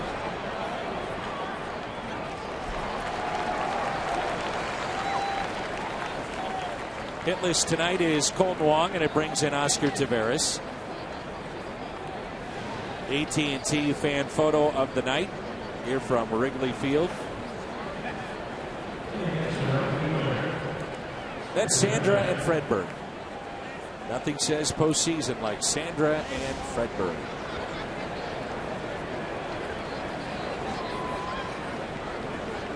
Taveras started the rally for the Cardinals back in the 6th with a bloop hit into left center on an 0-2 pitch. And Oscar drills it into right center field. Alcantara is there, out number 2.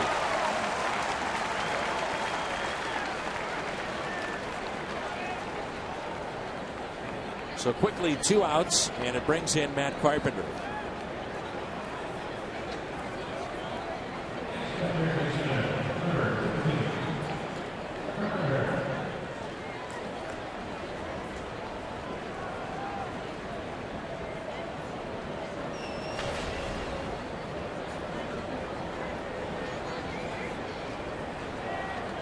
Carpenter is 2 for 2.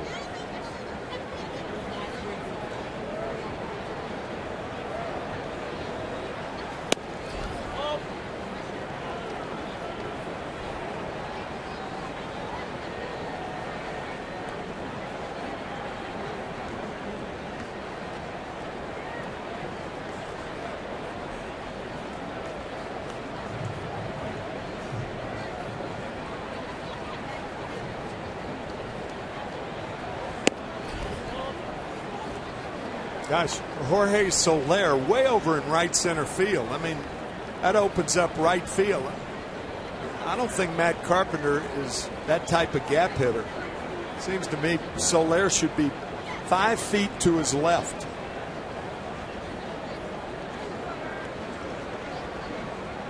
You got to be in a kind of a no doubles defense, a tie game in the 7th inning. A 2-0 pitch. Postseason could be so much fun, as it always is. But when you think about regional rivalries that could unfold, Dodgers, Angels, Cardinals and the Royals, Orioles and the Nationals. Could you imagine St. Louis and Anaheim with Pujols and Freese, Borges and Grichuk? Boy.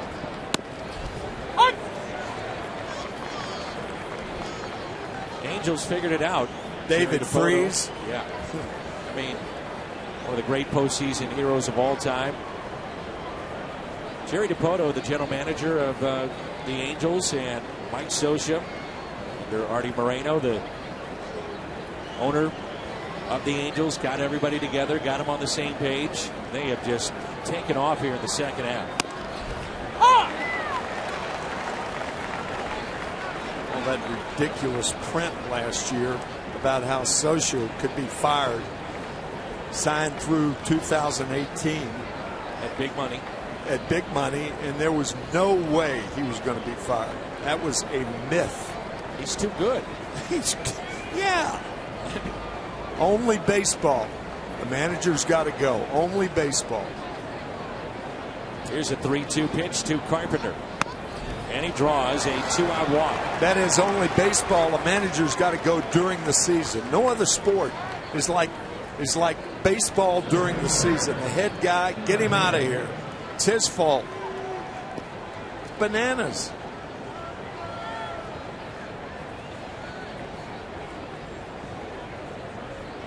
Ask yourself the question, what would Dale Swain be doing with this Cubs club? You know what? They'd be in last place. Right. I mean, let's be honest about it. They're right. But the strides have been made by the Cubs this year. No doubt. So Carpenter on base for the 4th time, and here's John Jay. Hit it to the left side, John. He does, and hits it hard again, and hits into an out. He is 0 for the hardest 4 of his career. Can't catch a break tonight.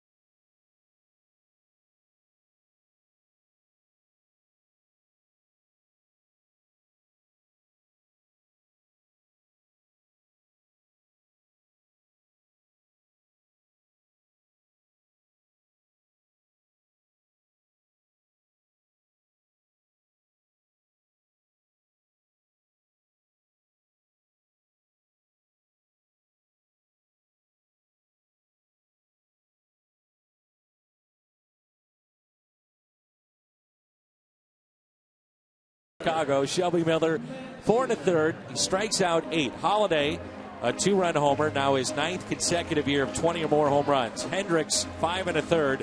Cardinals got to him in the 6th with 3 runs. And Castillo, a 2-run homer, the Cubs catcher, in the 2nd inning of work for Seth Maness.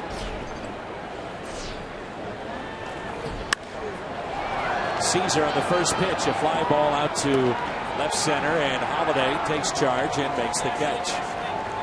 How great was Tom Dreesen singing "Take Me Out to the Ball Game" in the bottom of the 7th? Tradition. tradition here. Yeah, a comedian who used to perform before Don Rickles, Frank Sinatra. In all your travels, have you ever met Don Rickles? Yes. Was it as good as I hope it was? Yes. Probably better. Humiliated us. I say us, I was with Jim Bunning and Joe Horner, the left-handed reliever, in 1970 in Philadelphia at the Latin Casino watching Rickles, and he humiliated each of us royally. Not just once or twice, but I mean hammered us. Hilarious. You're a small group of a long list that he's done that again. Oh, of course. He's the best. Including Sinatra. He told Sinatra once. And Sinatra was okay with it? Well, here's what he said. He said, Frank, I've got a friend to come by and meet her and me after the show tonight. So Frank said, well, Don, I don't usually do that. He said, hey, this is a special friend. Would you do that for me? He said, all right. So he comes by after the show, sees Don, said, Don, how you doing? Don said, Frank, I've told you not to bother me. Stay out of my life. What are you doing? That's awesome. Hilarious.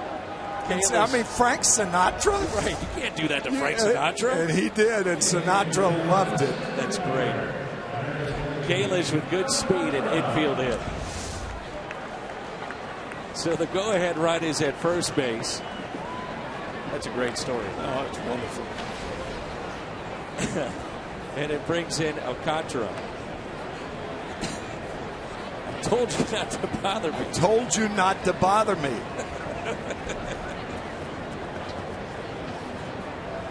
That's great. Alcantara has struck out twice and also flied out to left. Well, Manus, win right, good sinking pitches and a lot of ground balls, which means the potential of a double play.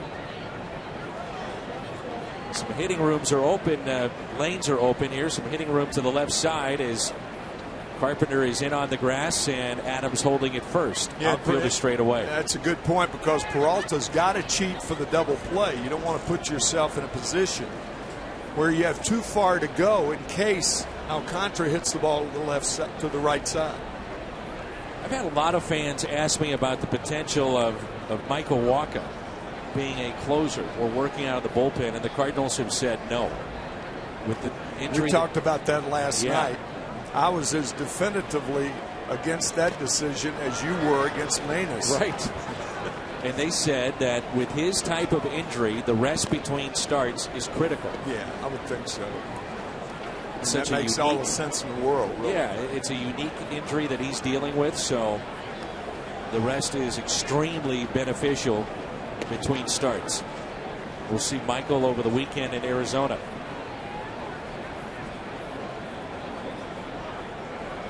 Oh, 0-2 the count.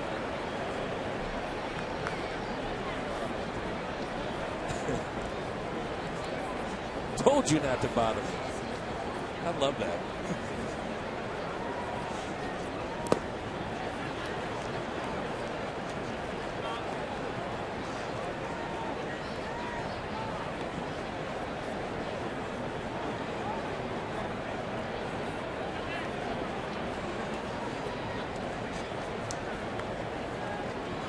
One and two the count.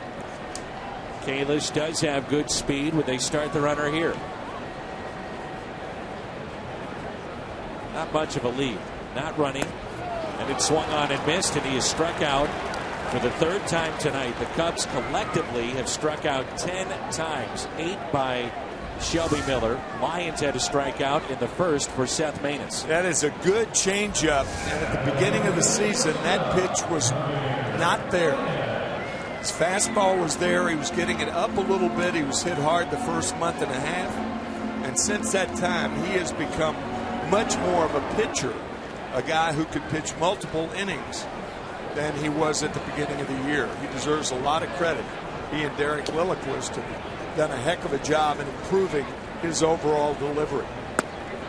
The strike to Baez. who struck out twice tonight and also walked. Cardinals have Randy Choate getting loose for Anthony Rizzo. Rizzo is on deck.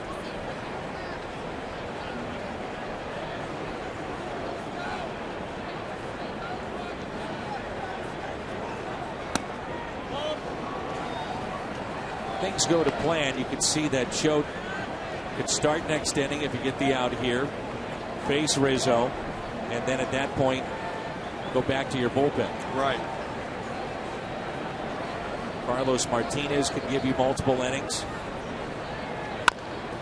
Chopped up the middle, and there's Colton Wong. He'll step on the bag. The Cubs have left 5 on tonight. Holiday leads it off when we come back.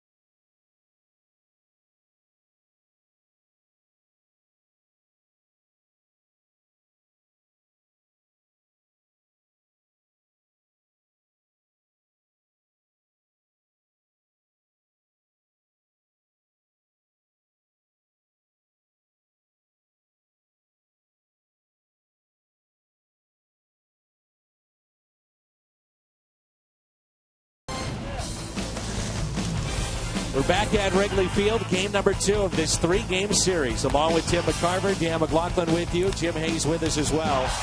What's been an entertaining night of baseball, 3-3. We know that Pittsburgh has already posted a win. They're celebrating down in Atlanta. That swing there by Holiday tied the game up at 3-3. He will lead it off as we move to the top of the 8th.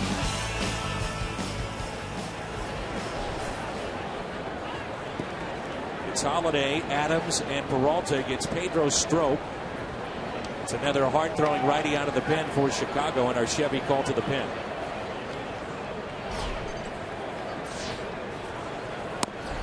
.95 on the gun, and strike 1 to Holiday.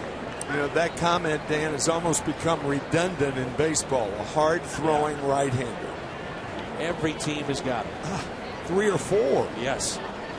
And they all seem to be 23, 24 young guys. Yeah. They looked at Strop this time last year as a potential closer, and he really struggled in those situations. And he's had a great second half, as you can see there, 1.07 ERA.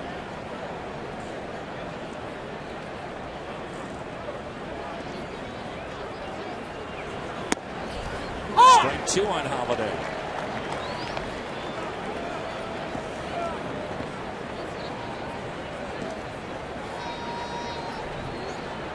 Matt now with 20 home runs, 90 driven in.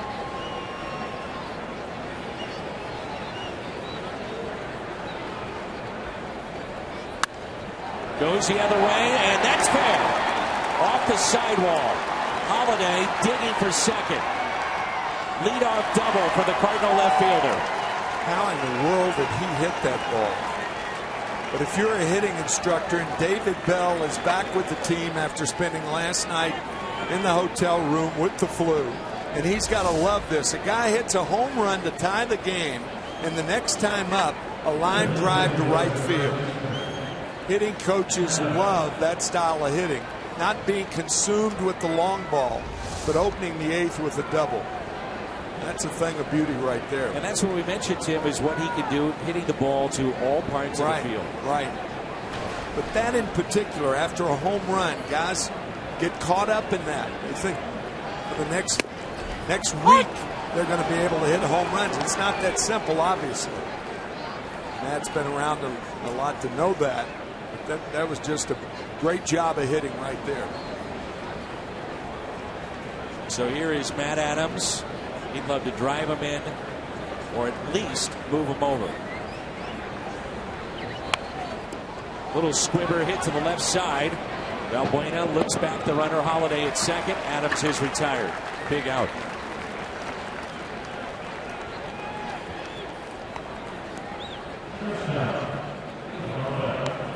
Don't miss a minute of the postseason excitement at Busch Stadium. Tickets for potential wild card and National League Division Series games in St. Louis. They're on sale now. Just head to cardinals.com/postseason.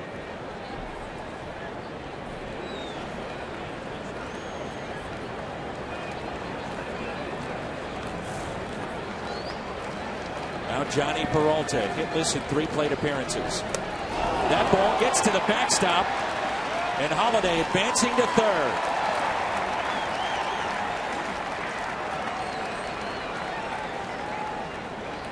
That might have been I was going to say it might have been a cross-up, but usually if that happens, a guy like Castillo would go out to the mound and talk to Stroke, but he's not doing that. So that, I guess, was just a fastball that eluded Castillo. But a big break for the Cardinals. The infield is now in. Outfield is straight away, and Peralta good numbers against this right-hander. 1-0 pitch. 1 ball, 1 strike. Strope and Castillo did what Matt Adams couldn't do. Get Holiday to third.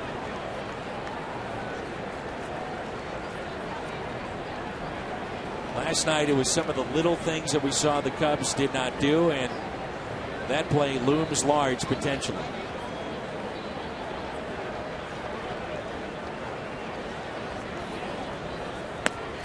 Peralta has been all or nothing against Strope. 4 for 9. The 5 outs that he's had against this right-hander, they've been strikeouts. Wow. 2 balls and 1 strike. Tonight Johnny is grounded out, struck out, flied out. They want to go inside. 2-2.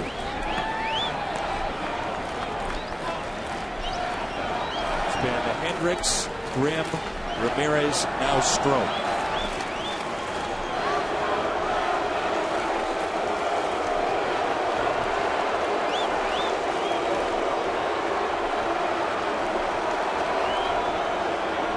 The 2-2.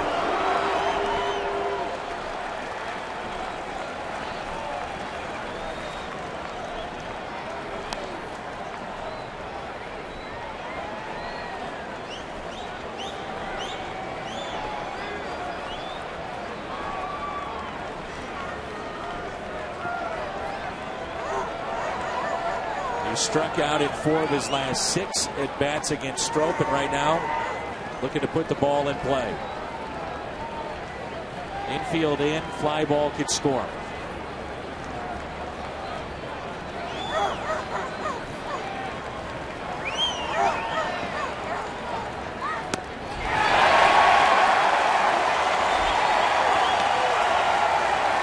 Two down. In steps Molina. That was a fastball off the plate to Peralta, and a good pitch by Stroke. Tough to hit in that situation. Even though the infield is in, you realize that the pitcher is thinking, well, if I walk him, so what? Double play depth and move the infield back, put him in double play depth. It's tough to hit in that situation. Backhanded by Valbuena. Long throw, and the Cubs get out of the jam. Leadoff double by Holiday. We stay 3-3.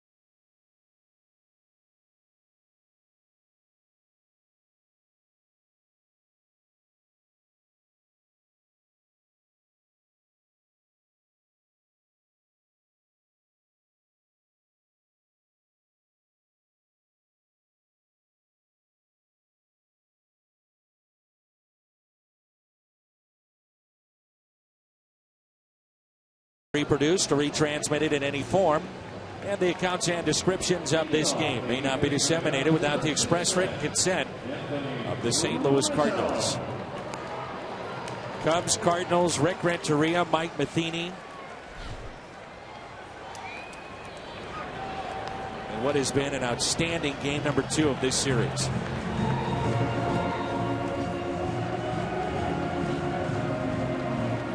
Great defensive game, a long ball, not a lot of hits, strikeouts when necessary, 8 strikeouts for Shelby Miller. Good ball game. Chevy called to the pen, Randy Choate. He'll face Rizzo, and then after that it's Soler and Valbuena. Carlos Martinez is loose and ready to come in. Floats away for ball 1. Randy Choate came in on Friday night. You see Rizzo 3 for 9 with a home run and a strikeout against Randy, but he came in to face Jay Bruce with the game on the line and got a huge strikeout.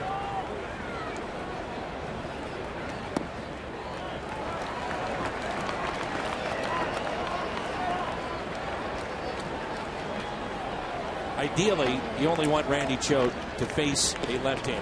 Right. And Rick and I were doing the game, the multiple games really here in September, as Rizzo hits it out to deep left. Holiday back and makes the catch up against the ivy. The point that Rick kept making, and he's spot on in these September games.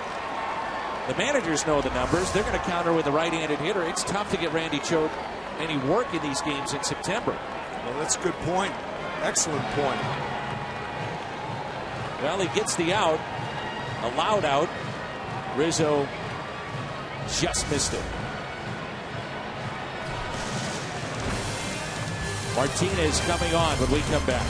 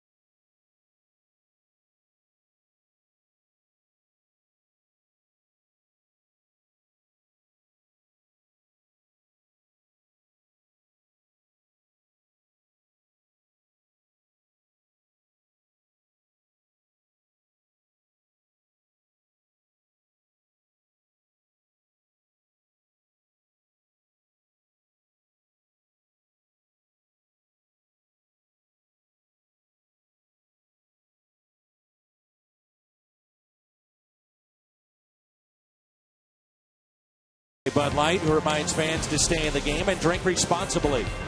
And by Ford, the official cars and trucks of the St. Louis Cardinals.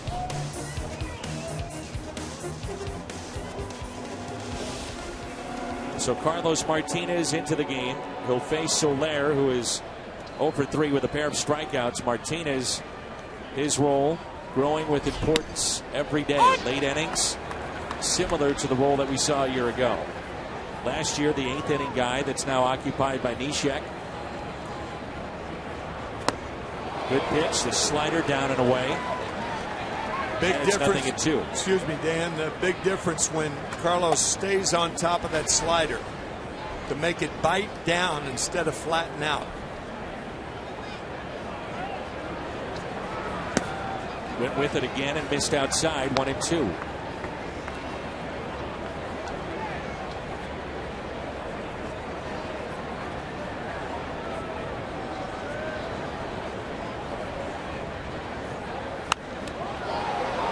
that was a mistake he got away with. Sure did.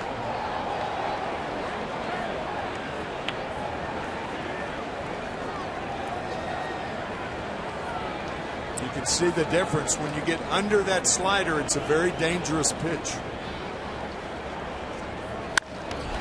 Driven out to right center. Slicing in the gap, and it's down.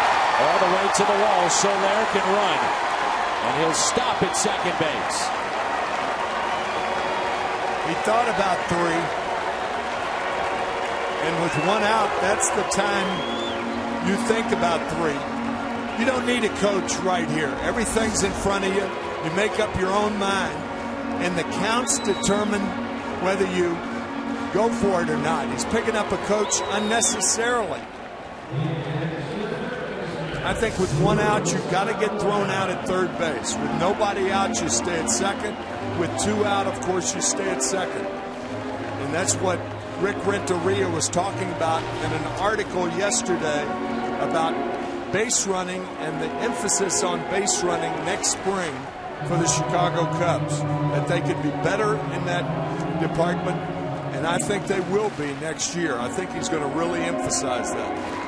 Mentioned specific teams that he's been a part of that have had a good base running team. San Diego. Right. Miami. Miami was another one. So the go-ahead run now at second base. And it's Valbuena, who's had some pretty big hits against the Cardinals this year. Mentioned earlier, 4 home runs of his 16 hit against St. Louis. Batting over 300 against the Cardinals this year. He's walked and scored back in the second, fly to center, and grounded out to second. They're going to walk Valbuena and pitch to Castillo, who popped a 2-run homer earlier tonight. All right, think about that play again. It's a tie ball game, bottom of the 8th inning. There's 1 out. You try to get to third base with 1 out. It's all right to take a chance and make the second out at third, but not the first or third out at third. And that's what young players have to learn. I think Soler gave up going to third base too early then, pulled up to second, perhaps picked up the third base coach unnecessarily. The play's in front of you. It's to right center field. And I think the Cardinals got a break there, and the Cubs should have runners on at first and third instead of first and second. Think about all the things that can go wrong.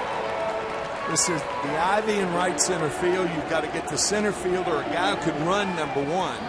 Cutoff man, you hit the cutoff man, and he's got to make an awkward throw to the third baseman.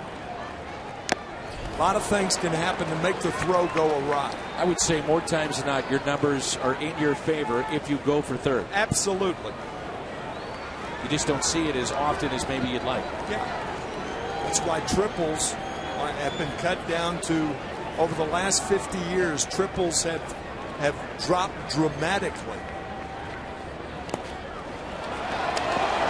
Molina able to keep that just in front enough.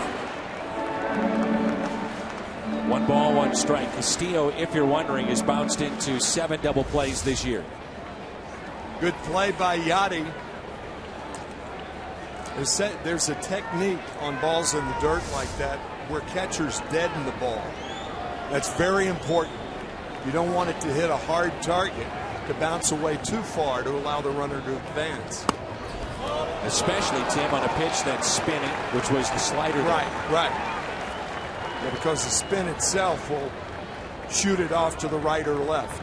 As big as Tony Cruz's hit was to win the game in extra innings against Milwaukee, he also had a couple of blocks with Martinez on the mound, similar type pitch, and the go-ahead run at third. Had a couple of really good plays over the last homestand.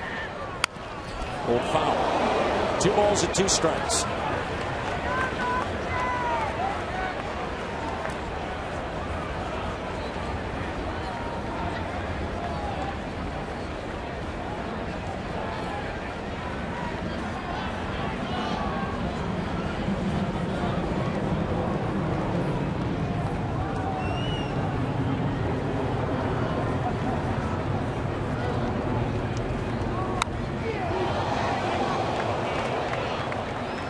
Colton Wong is near the bag at second base, trying to keep the runner close. That's Soler.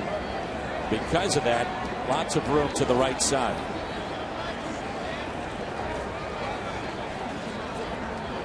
Tavares is fairly deep in right, maybe too deep.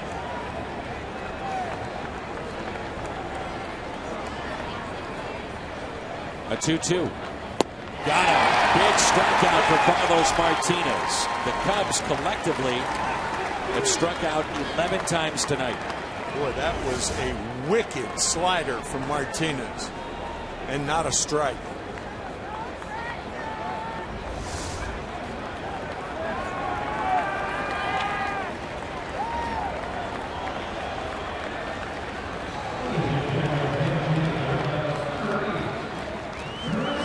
Chris Coghlan will be the pinch hitter for Vallejo.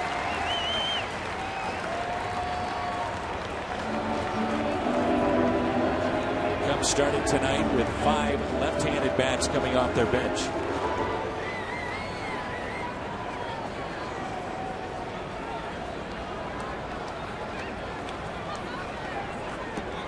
Runners at first and second. 2 outs. A 3-3 game here in the home half of the 8th.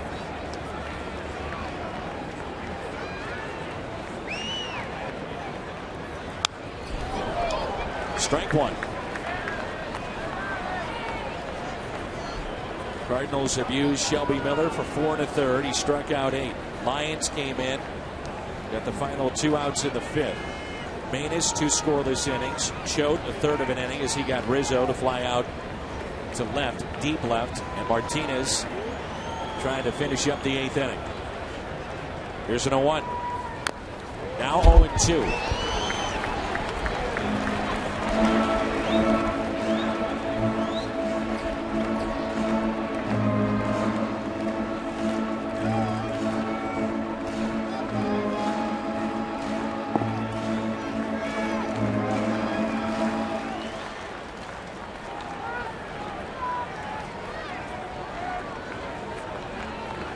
The 0-2.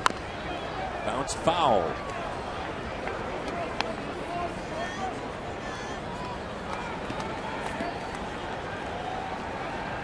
You love the slider. What concerns you is that, as you mentioned, Tim, if he would spin one, especially to a lefty, it just sits on a tee. Yeah, well, you think off the middle of the plate when the count's 0-2. You have dangerous to go ahead run the 8th inning on at second base. Think ball.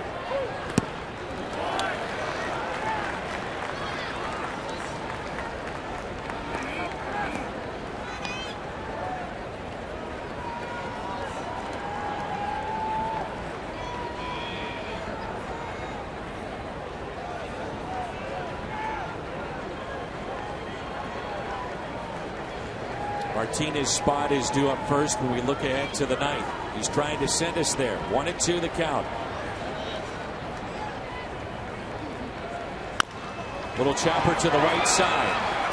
1-2 Adams. Get out of the way, Carlos. Get out of the way. That was a double play. The oddest of sorts.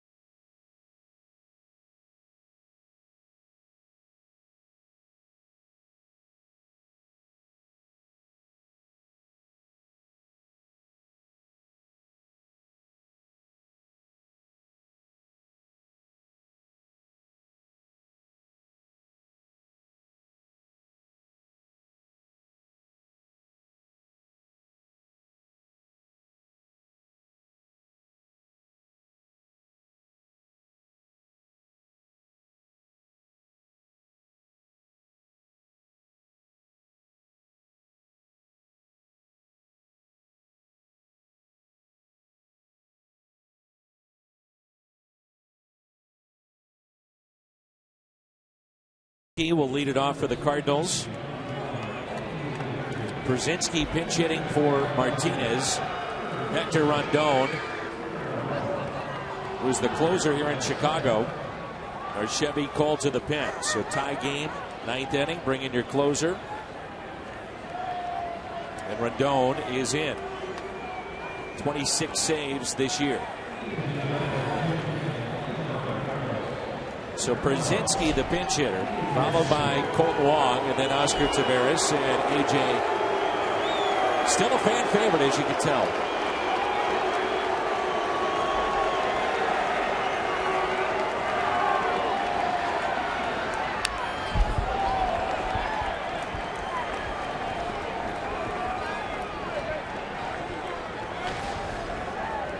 "17 years in the major leagues."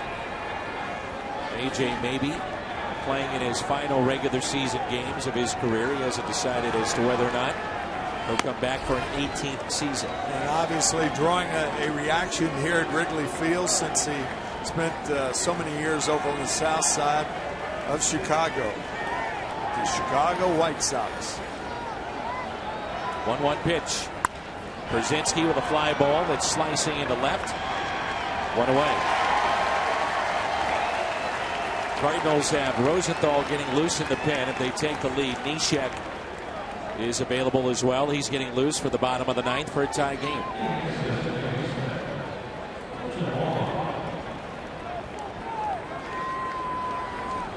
Wong with 2 flyouts and a ground out.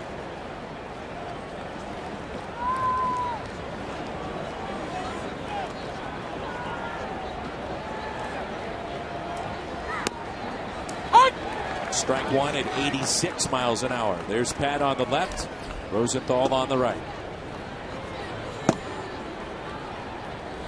Blaze Illsley, the bullpen coach of the Cardinals, watching and charting some of the things that he does daily, going over pitch counts, and that includes how many pitches thrown, even warming up for the relievers. Here's Blaze Illsley.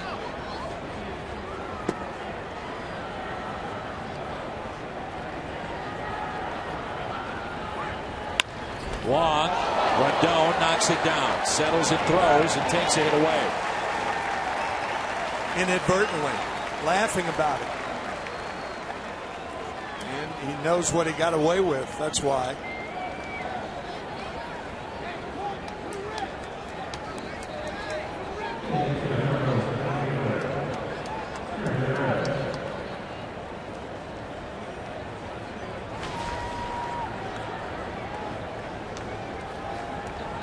Last home run for Oscar Taveras, for those wondering, was earlier this month at Milwaukee.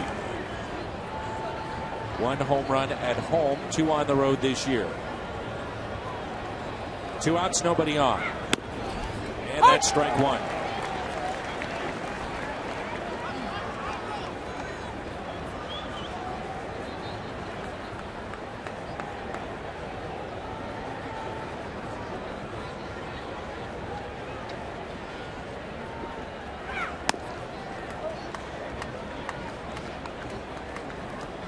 One ball, 1 strike.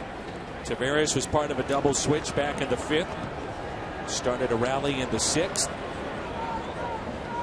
The bloop single on an 0-2 pitch. Here's a 1-1. Couple of hops to second. Bobbled. And the play is made. We head to the bottom of the 9th. Our score 3-3.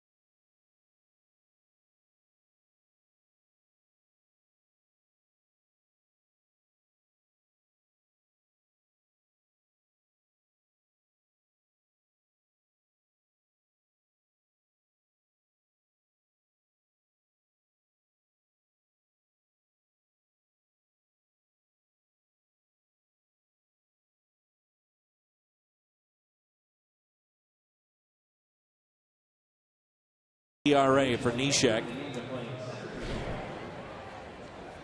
John Jay shifting from center to right. Peter Borges is in the game, and he'll play center field. Everything else the same. And Neshek into the game. 3-3 our score. And Logan Watkins will be the hitter. Talked about the quirks of the game a couple of innings ago. And another one, Peter Borges becomes the 6th player to hit in the 7th spot tonight. Make that the 7th player. That's right. And you've got the pitcher back in the 9th spot in the lineup. Right.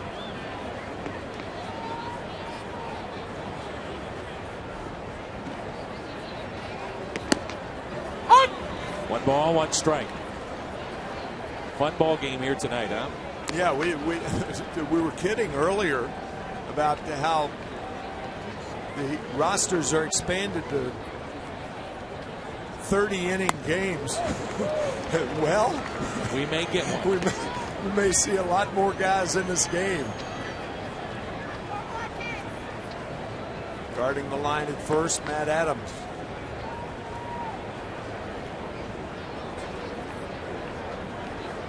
Here's a 1-2. The changeup. That has become a really good pitch. It really has. The left-handed hitters. His changeup is around 68, 69. Yeah, from 60 to 70. Fastball tops out around 91, 92, and a good slider. Here's a 1-2. Went back with it, and it's popped up. Back-to-back changeups by Neshek. Molina. Oh, what a catch by Yachty. Tiptoeing near that Cubs dugout. Tiptoeing, the right description right there. Like Carl Wallenda walking toward the Cub dugout. What a tough play that is. Oh, it is. Because you got things to a bat, the dugout, tight roping, first out. Nice play.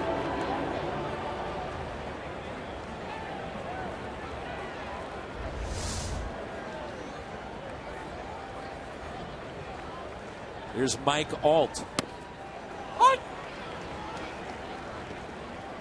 Got off to just a fantastic start for Chicago. Great power numbers. 87 games, 12 home runs. Majority of those home runs hit in the first month and a half.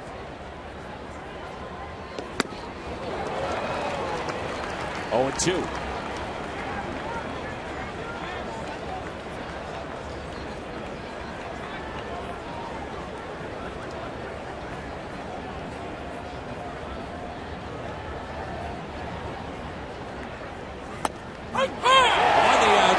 Corner to strike out for Neshek.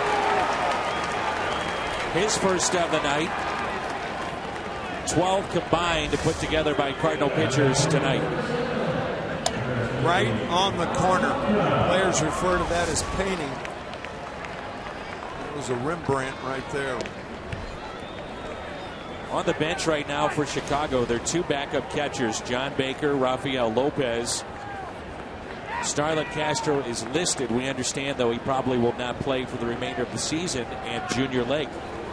There's that changeup again to Alcantara. He's had a tough night, 0 for 4 with 3 strikeouts.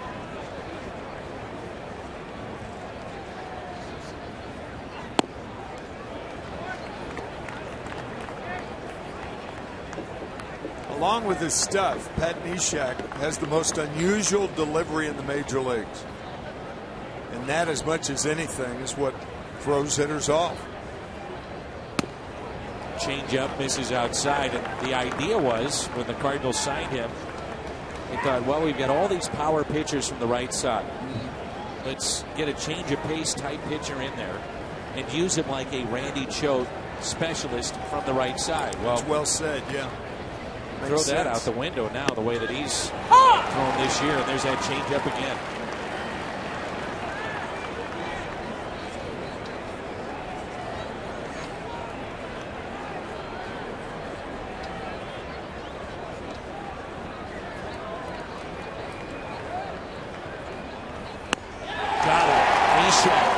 back-to-back strikeouts and a 1-2-3 inning. Extra innings from Wrigley coming up.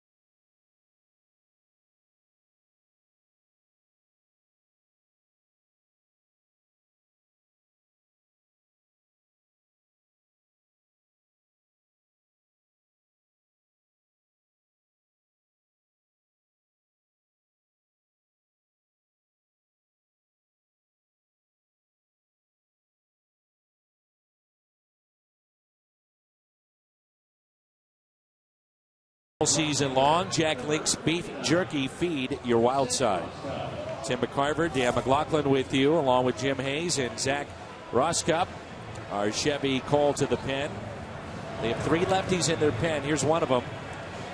And this lefty will get the top of the lineup for St. Louis to start extra innings. I was looking at the beef jerky. Being in the business of television, it's some of the great ads with those beef jerky ads. But have you seen the Kareem Abdul-Jabbar commercial for the state of Wisconsin? It's a takeoff Wisconsin. It's a takeoff on airplane. Right.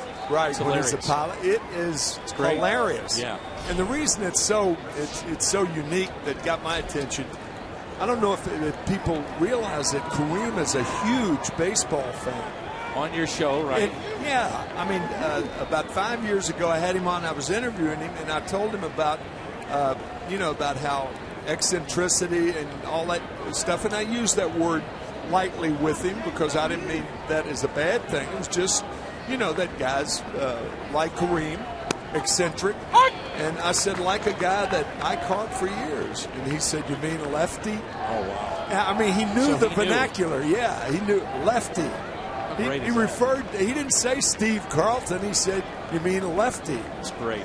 It was terrific. I've read a couple of the books on him. Interesting guy. He's a fascinating individual. Stays at UCLA and then off to the NBA. Yeah, from Brooklyn. Played in Milwaukee. That's the catch with the ad. It is just well done and very funny. 1 ball and 1 strike on Matt Carpenter.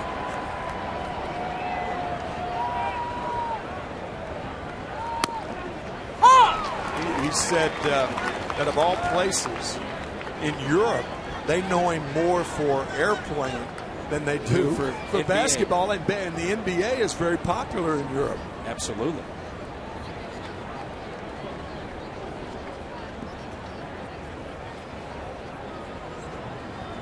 Took a bad time to quit something. I'm not sure.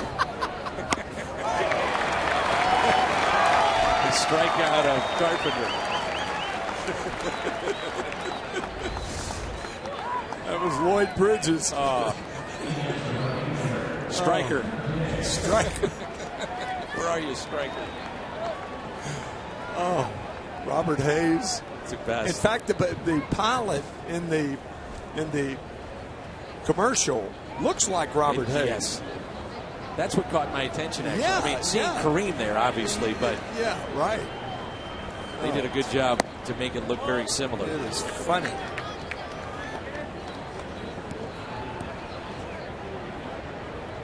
Tim, welcome to the cockpit. Have you ever? No, I might have stopped. I was stop right there. Stop it right there. Jay with a fly ball out to left. Coughlin is over and makes the catch. And Chris, we play 3 in this league.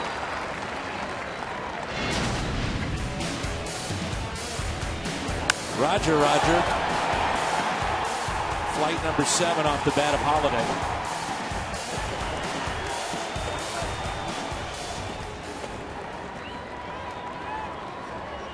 So 2 down, and here's Holiday. His home run tied it up. That was back in the 6th inning.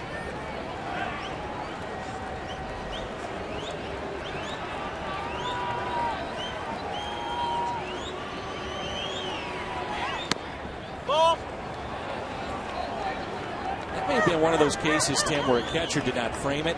Wasn't a clean catch. That was a strike. I mean, he dropped that pitch down. It looked like the home plate umpire wanted to call it as a strike on Holiday. Well, sometimes the movement of the pitch fools the catcher. He's looking for it in a certain area.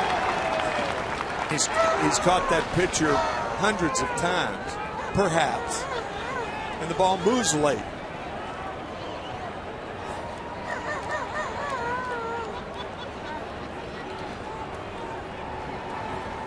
And a 1-1.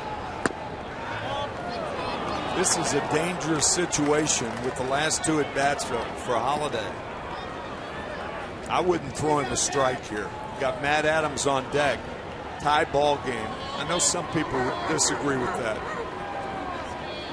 Lefty-lefty which is okay. matchup. Yeah, you got a lefty-lefty coming up.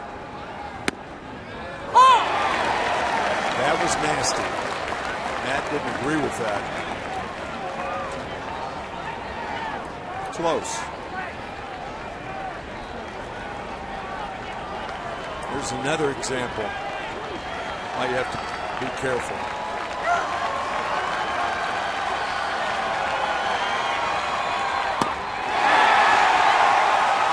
Two strikeouts in the inning from lefty.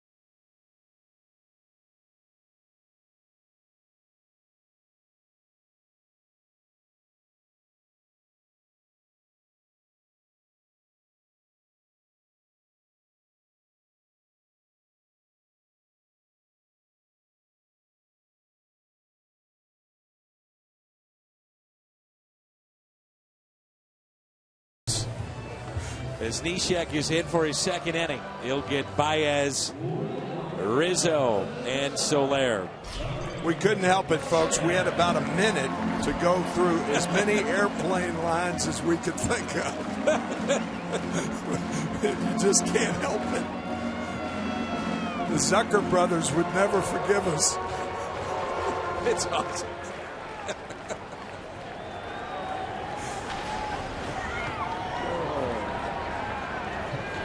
Here's Baez. Second inning of work for Pat Neshek. And the first pitch is taken for a strike. Pat Neshek is throwing 82 to 84. 70-mile-an-hour changeups, occasionally hitting 90. And at times he can make a hitter look foolish.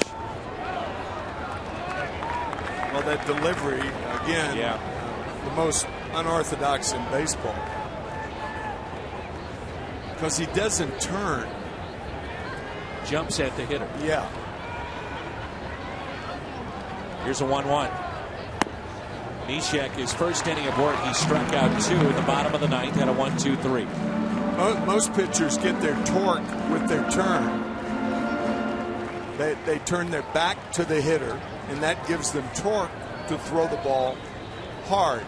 But Pat Neshek stands with his shoulders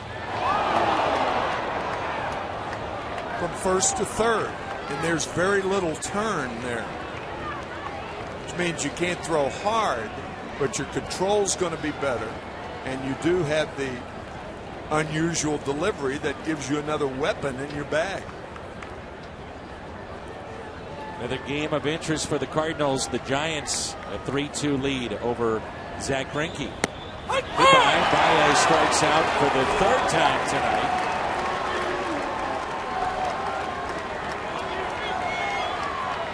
And 3rd strikeout for Pat Neshek.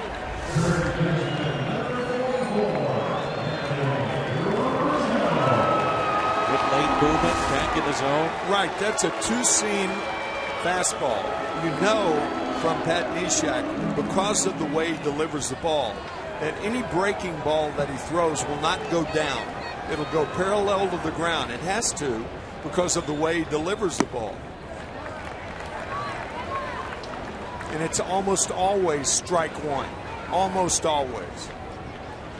The Cubs now have combined to strike out 14 times tonight. Shelby Miller had 8. Neshek now with 3 of the 14. He's faced 4 hitters and struck out 3. Dangerous man at the plate in Rizzo. 1 ball, 1 strike. Randy Choate faced Rizzo back in the 8th. Got him to fly out to deep left. Struck out against Tyler Lyons and had 2 hits off of Miller. Feel a changeup coming here. No? I think Rizzo was thinking the same thing. Well, you know, that's the daring do also of Neshek. I mean, he's got guts. 70 miles an hour coming into a major league hitter. Yeah. Changeup. Look at that.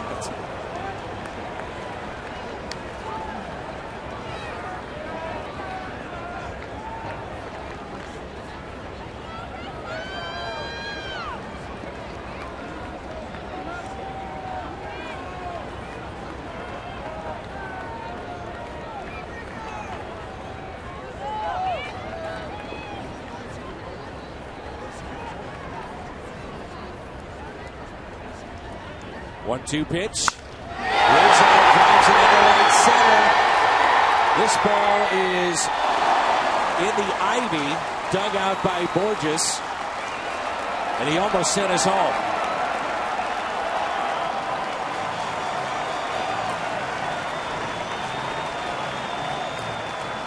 Sometimes hitting's a guessing game. That guessing game belonged to Rizzo. He guessed right, fastball. Hammers it. I think that ball was knocked down a little bit. Not totally, but a little bit by the wind. That wind from right field to left field.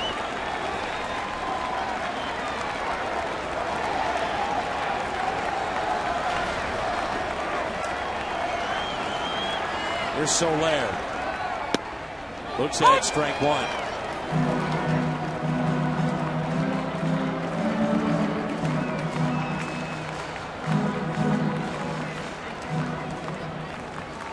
Winning run in scoring position.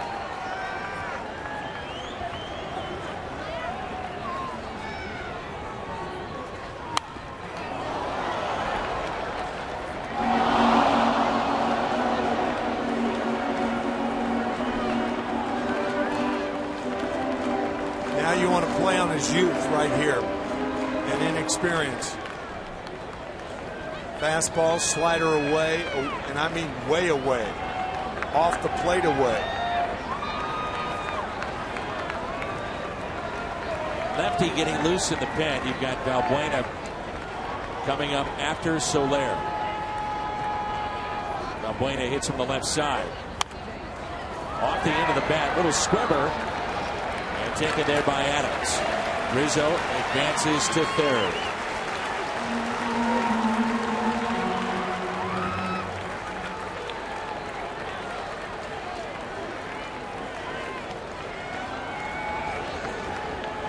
I think you walk Valbuena here, don't you? Here comes Derek Lilliquist. I mean, you got Castillo on deck. I don't know whether you give Neshek the choice.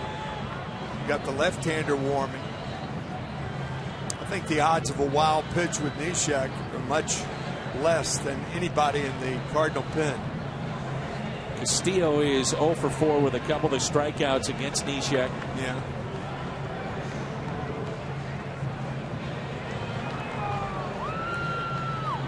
I think Valbuena is a better hitter from a common sense standpoint, a baseball standpoint, against a guy like Neshek. Yes. Than Castillo would be. And I agree. think that's what it boils down to, and I think that's why you walk it. Tonight, appearance number 70 for Pat Neshek. First time he has done this, got to the 70 appearance mark since he was with Minnesota. With 74 appearances. Wow. Back in 2007. What a year it's been.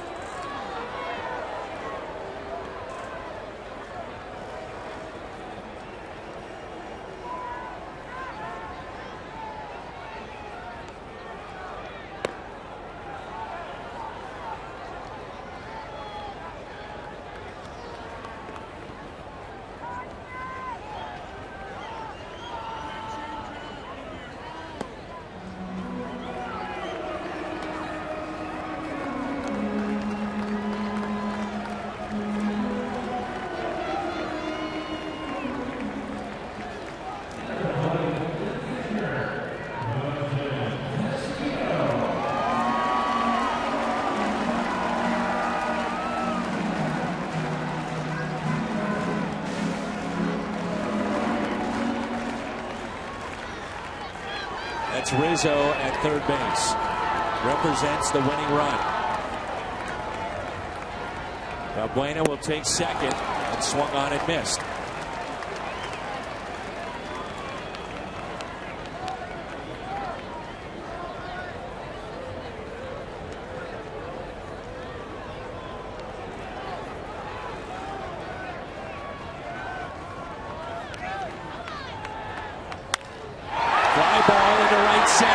Chase Borges, he won't get there. The Cubs win it. Castillo drives into Rizzo. 4-3 the final.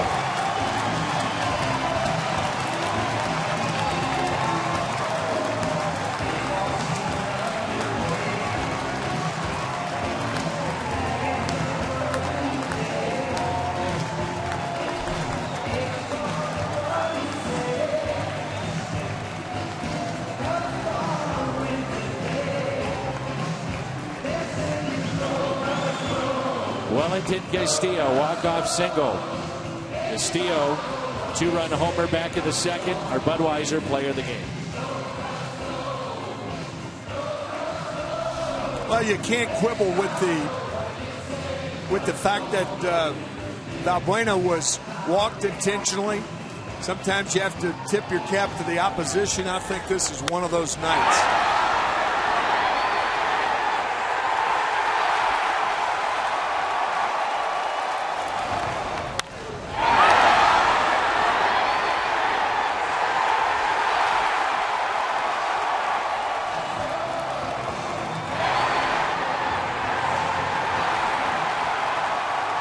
Entertaining night of baseball comes to a close.